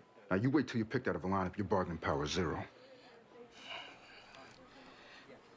I was cleaning out the register and the old man went nuts. You and your buddy lifted that money with guns in your hands. The gun we had don't even work. That old man's gun sure worked, though. What about him? The owner tells a different story. Yeah, well, he's lying. We'll let a jury decide then. Last chance to help yourself out, Del Rey. Tell us who your buddy is. My word don't mean nothing to y'all anyway, so why bother? Suit yourself. Yeah, I'm gonna.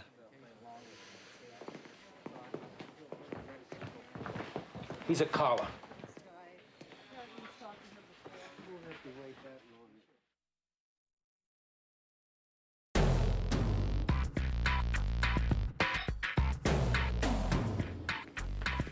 Okay, car right over. I've been going through my head, trying to think of something I might have done to put me back in the joint. You wanna know what I come up with? No, we give up. Nothing. Not a damn thing. Because I swore when I got out last month, I played straight and I done that. I don't even jaywalk. That's not what we're hearing, Dario. All right, well, now go ahead. I'm ready. I want to hear what the hell people are saying. You know a cop named Mike Dominicelli? Not personally. I know he's boning my ex-old lady. That's the extent. So you get out a month ago looking forward to some front door loving for a change. You find out your wife is banging somebody else. The guess here is that made you a little ill-tempered. Okay, look, I've been through this drill before. Show me a little respect and tell me what this cop said I did. He's saying that you shot him last night. I didn't shoot him. Well, you made it known to other people that you wanted to kill him. Yeah, well, I talk a lot of trash, okay? And the other people I made it known to, which was obviously my hosebag ex-old lady owner, she talked trash too. Now, do you guys give a damn about the truth? Or is this a railroad? And do I need to settle in for the ride? We want to know what happened. I don't know what happened, other than it wasn't me. I was spending the night with Ona's sister, Bonita, okay? Yeah, I said it, her sister. And you can tell Ona that, too. Write down Bonita's info. Yeah, well, Bonita ain't gonna wanna do this. But you tell her Dario's ass is on the line, and she better step up.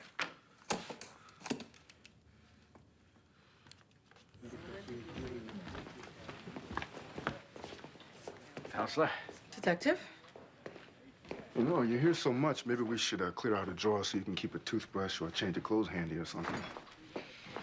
I'm not ready for that kind of commitment, but thanks, though. Just looking out.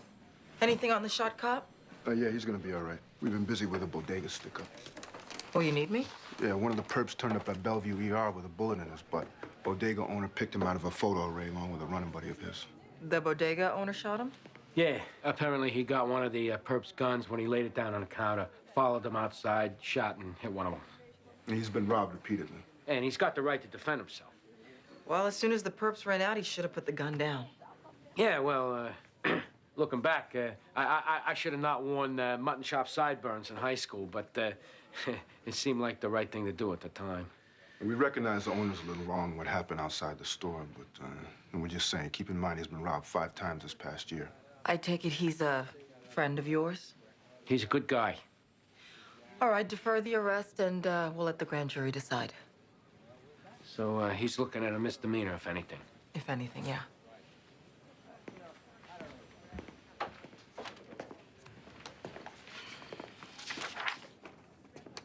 So we on for tonight? Yeah.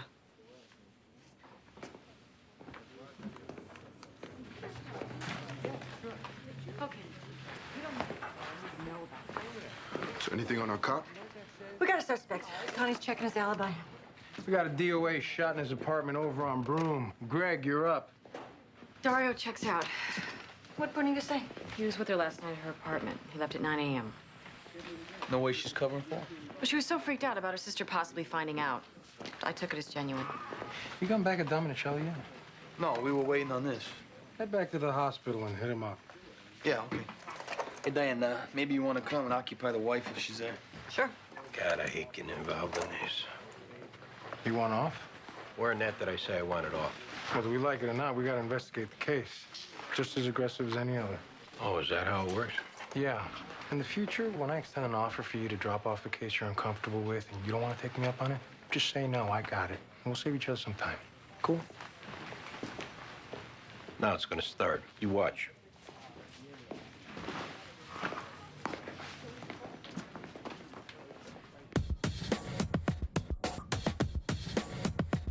Where are the fronts? Well, he showed you 2 fronts out there. We're looking at a little bit of Mike. snow here as far south Hey. as, I guess, central Virginia, and even snow here in the Kentucky and into Tennessee. Anything on the perp? Who are we talking about? The carjacker. Your girlfriend came forward. What? Just like I said, she figured it was her ex who shot you. But we looked into that, and he alibied out. My wife went home, right? She ain't outside. Who knows about Ona? Just us. And we're keeping it that way, right? Because she's got nothing to do with me getting shot. Who does? I'm telling you, I got carjacked. Mike, you're a cop who got shot. They're putting together a task force because of it. There's rewards out. It's on the news. The sooner you tell us what happened, the sooner we quit wasting our time chasing lies and start spending it on damage control. I'm telling you, I don't know who shot me. All right, then at least tell us what you were doing on the Lower East Side at 6 a.m. with your damn gun and shield under the seat. Were you with the pros? She a regular? You know her? Joya. She black, Puerto Rican, what? Black. Junkie. Those days I don't see enough degradation up in the 3-4, I stop at Joya. I hit my quota. And you don't know who came up and robbed you? This wasn't no Murphy game she ran. No. I know her. Is this containable? Or am I down the drain? We're gonna do what we can, all right?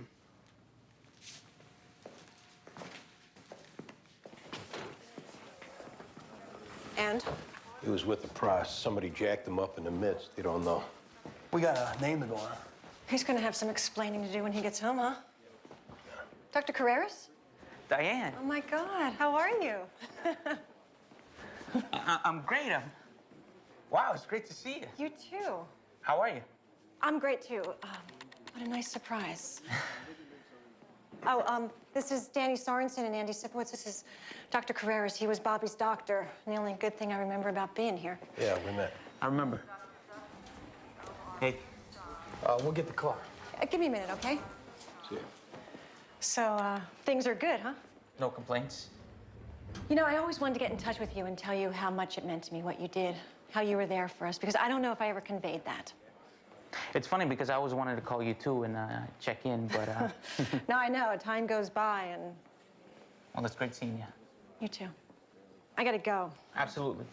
You know, maybe we should get coffee sometime or something. That'd be great.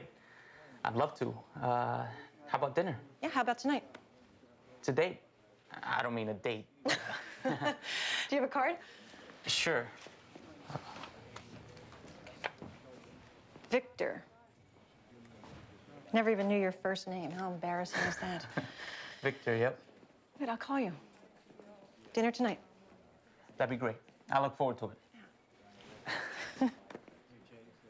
All right, I'll see you later then. Great.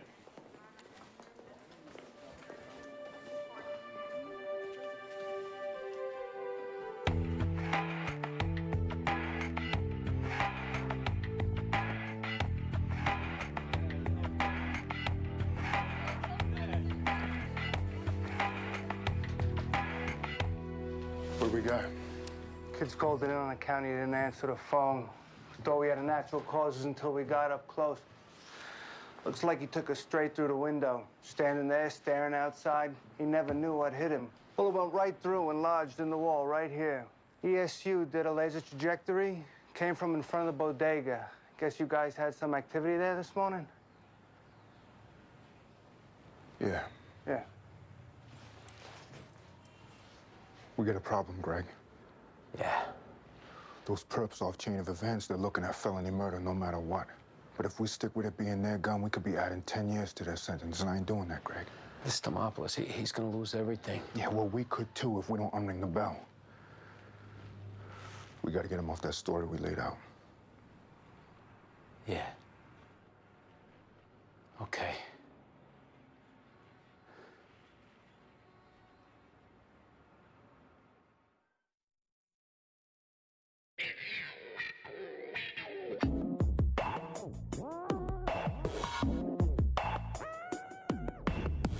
Who shot your John this morning? I don't know. It was dark and it was quick, and plus I felt my life was in danger. She's loaded. We got to her right after tea time. Regular like that, you don't want to help the poor guy out. Wish I could. Would if I could. You know the reason this guy's making noise about getting shot with a prostitute? As opposed to any other guy who wouldn't report it out of embarrassment? Oh, hell no. 18 years serving this fine city. And you know what happens when a cop gets shot? All hell breaks loose. This is a cop, Joya. And life will become very difficult for you in the city if you don't help out. Polo. Puerto Rican named Polo. Deals beat bags in the village. Polo. You know Polo? I do. From the Bronx. I ripped off a dealer for a key a couple of years back. You can believe it. I'll go check and see if it's the same guy. If it is, we can get his picture. Is the Murphy game you two ran? No. Me and the John were doing our thing, and Polo run up, and the John reached for the gun, and boom. Write down everything about Polo, and you can stay here while we check it out. Now, me and Polo, we got a history, okay? We did run games on Johns before, but not this time. So Polo's probably going to say you were in on it, right? Right, but he a liar, don't trust his ass. His gun, his finger, all him. Freak.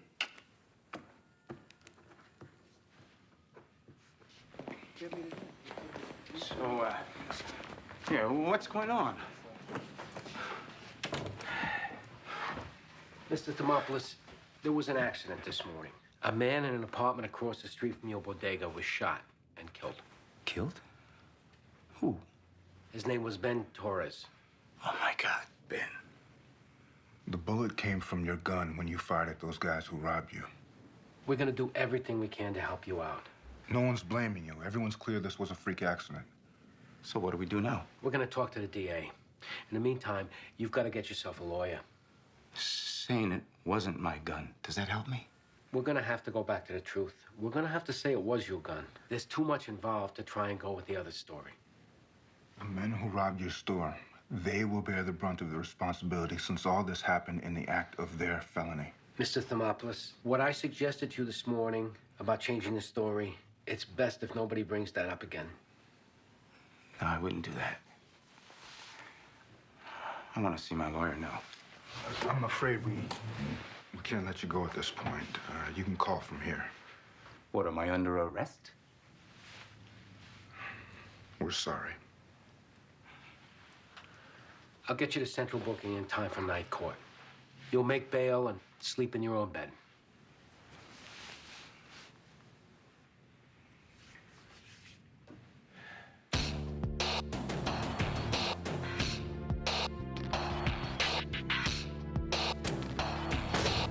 Get your hands! Please! Everybody, get down! You get down! Put your arms behind your back. Run! Got it. All right, let's go, Polo.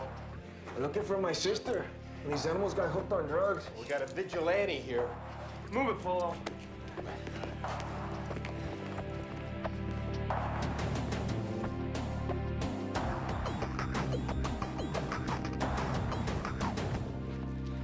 Okay, so I'll get you some names, some bigger dealers. Did you work with me on the gun? That's not our department. Then what's going on here? We're waiting for your fillers. Feelers? What is feelers? The fillers in your lineup. What lineup? Some guy's saying you shot him while he was with the whore in his car or some other damn thing. They should be here any minute. I didn't shoot no guy in a car, okay? That's ridiculous. You matched the description he gave. Plus, the whore says that she recognized you, knew you from the neighborhood. The whore in the car? Yeah. ¿Qué tal, Polo? Who's this now? I'm an old friend of Johnny Santos. Who's he? He's the guy you ripped off for a Kia Coke up in the Bronx. He's the guy currently doing time upstate. He's the guy who wants you dead. Unless we're talking about a different Johnny Santos.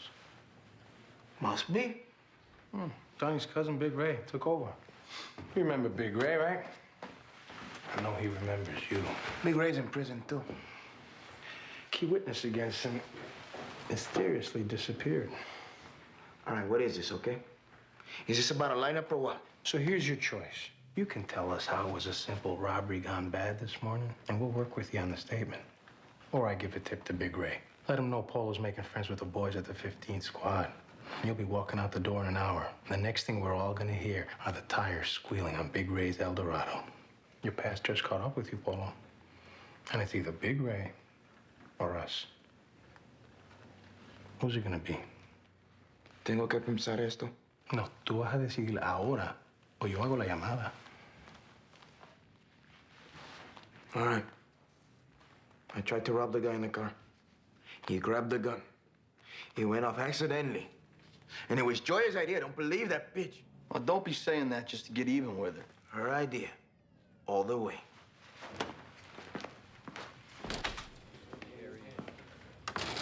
Good choice, Polo. So? When did Big Ray get out? I don't know.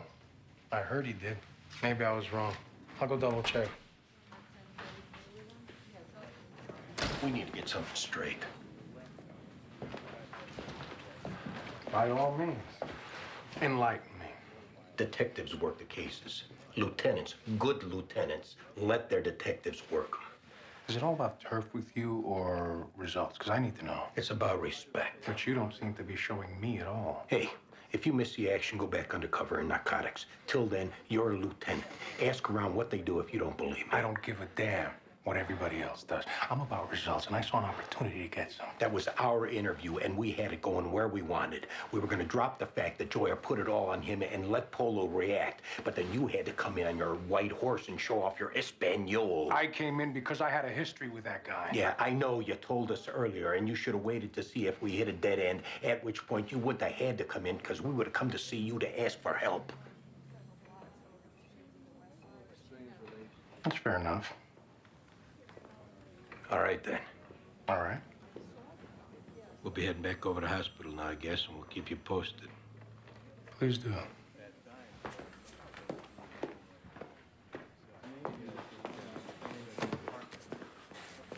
What's up? When that bodega owner was shooting at those perps in the street, one of the bullets went into a nearby apartment and killed a guy. Well, then the perps are on for felony murder.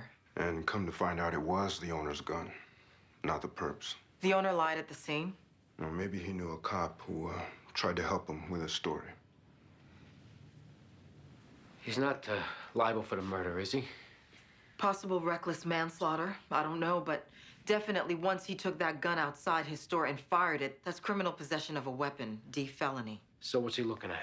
1 to 3, 6 months split, straight probation, it depends. He's got no criminal record. He's a family man. He's been robbed repeatedly. Those are all in his favor, but I can't say for sure. What if I were to show up as a good character witness at his sentencing? That'd be good, right? Yeah, but the dead man's family might be there too if they end up feeling he's responsible. What about the civil liabilities from the DOA's family? What's your hunch about that? Detective, you should ask a civil lawyer. Listen, just write up your report and we'll talk then.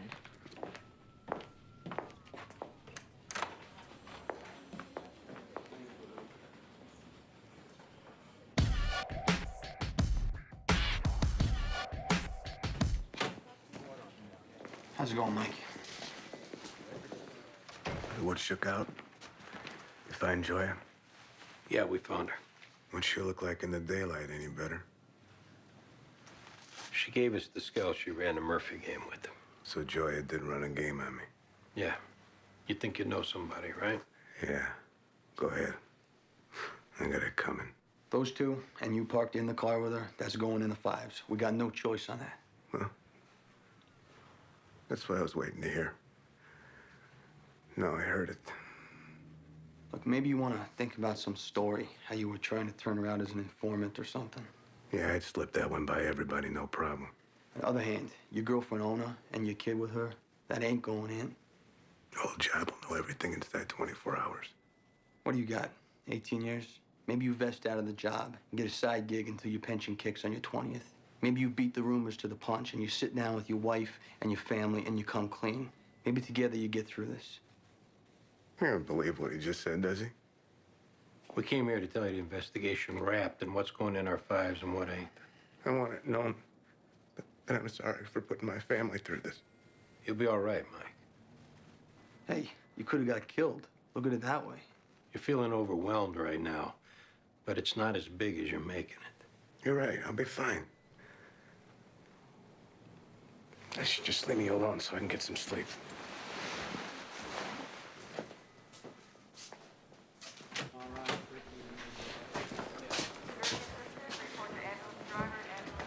We're gonna go make a call. Stay in his room and don't leave this guy alone. What's going on? Just do it. I don't like where his head's at. I'm calling early intervention. Yeah? Things people are saying about him, what he just said in there. I don't give a damn. I'm calling. I've never done this before. He told me to come get you guys. He wants to talk to you again. Did I not just tell you to stay in his room? He didn't want me to announce it.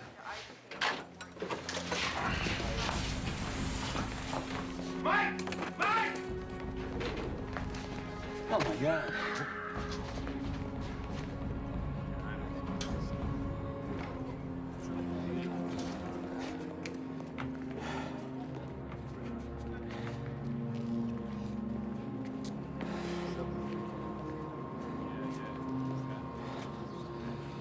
It was gonna happen either way.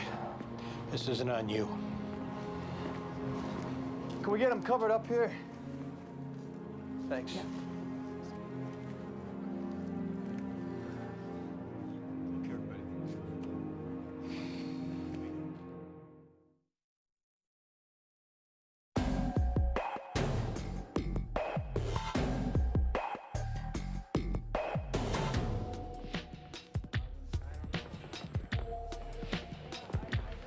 Hey, Raymond. Detective, Let's go talk over here. everything all right? Yeah. You don't have to worry about me. I got it. It wasn't the owner's gun. Notes I wrote down at the scene, I flushed them down the toilet. Well, it's changed, because the shots the owner fired off from the street. One of them hit an apartment across the street and ended up killing somebody. Oh, man. So the story we helped the owner up with, well, that came back around and almost bit us in the ass. So we're going back to the truth, it being the owner's gun. Now, owner's clear on it. D is clear, everybody's clear. Now you're clear, too. Yes, sir. I haven't told nobody nothing, and it'll stay that way. When do you graduate from the academy? 2 weeks. What are you aiming for? Detective. Well, you learn today what every cop eventually gets hip to. When you leave the academy, you leave the manual behind, and you make your own decisions. And if you want, when you want, you can change things, reshape things, let some things go. You can... well, you can lie. And good cops try and do it only to help somebody out they feel deserves it. But it's still lying. What me and my partner did today, what we tried to do, was lie to help that store owner on account of him getting robbed blind since he opened up shop. And we wish we never had to do it. But life's not always that simple. I understand.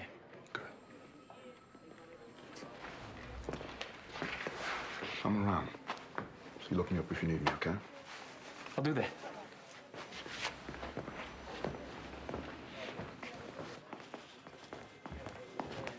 We're so sorry for what happened.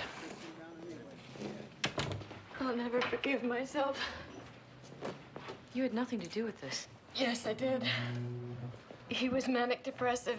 He saw a psychiatrist outside work. He didn't want the job to know because they put him on the rubber gun squad. He said being a cop on the street was sometimes the only thing that kept him from losing it. I should have called someone. I had the phone in my hand. I don't know how many times. We know you're in shock right now, Grace. And we know you're going through the most horrendous thing anyone can. But we have to talk about something that you need to keep in mind down the road. You have to know, and we have to tell you now. Okay. You're going to hear a lot of things from a lot of people. And one of the things you're going to hear is how you should sue the department or the hospital. And lawyers are going to approach you and push for that. Yeah, I already got a call from one. This conversation isn't about whether you should or shouldn't. What you need to know is, if you do, things are going to come out regarding a part of Mike's life you may not want to hear about. Things you may not want the kids to hear. We can keep most of this out of the papers, but if you sue, it'll all come out. Like another woman? Things like that, yeah. No. We had to tell you this so you don't get blindsided down the road.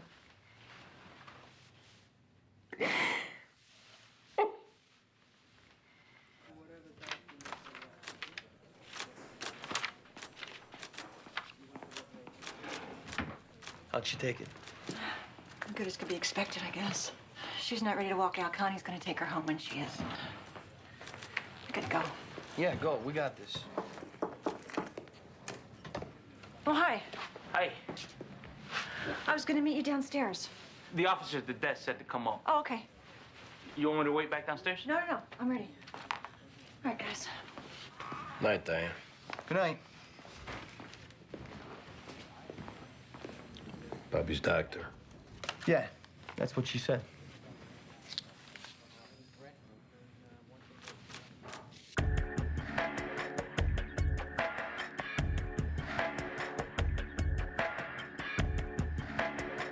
Listen, about today, you know Greg knew the owner, so if he was a little aggressive in pitching his case, well, that's why. Baldwin, as much as I don't like to talk about personal stuff at work, I'd rather not talk about work when we're out. Come on, I brought it up, what, maybe twice? The only way I can do this is if we make it its own separate thing. Inside info, rehashing cases, I can't do it because then I'll feel I'm compromising my job and it's too important to me. Obviously.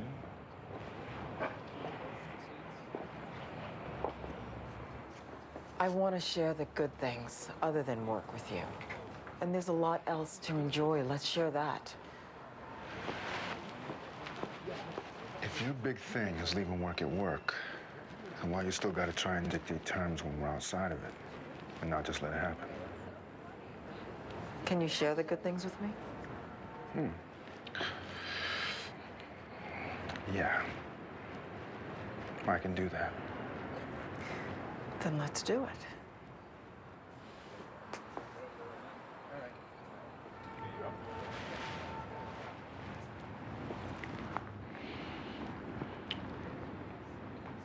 And no more terms.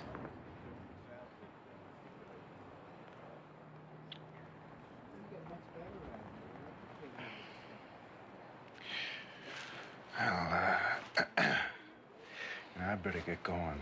Being a work night and all.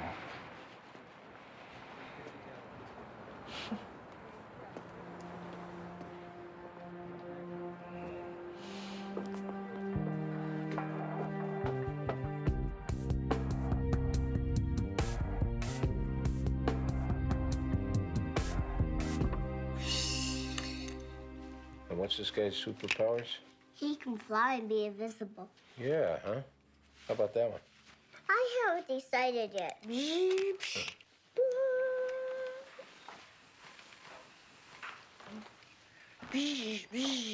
Hey, Bert, I can walk right under you. Yeah, you can, can't you? So, you like having Aunt Katie around more? I like when she's here. Yeah, I can't watch cartoons unless I do my reading first. that's good. That's discipline.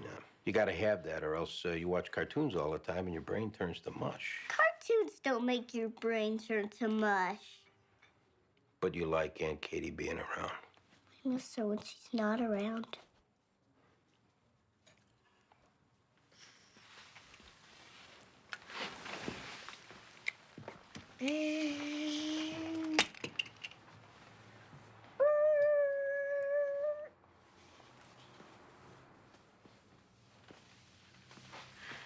How's he doing? He just broke out the superheroes. He should be getting to bed soon. Yeah.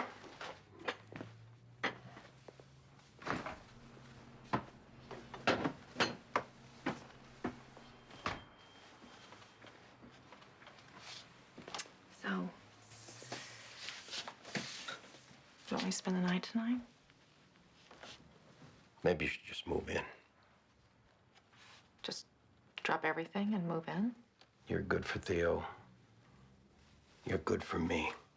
And we're good for you, right? Yes, of course.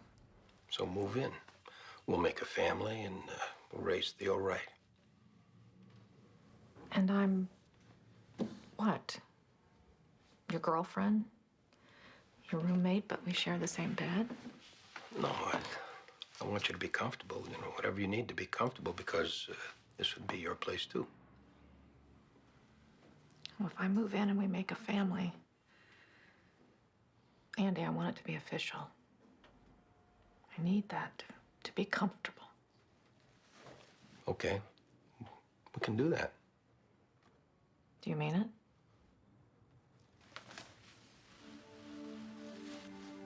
Yeah.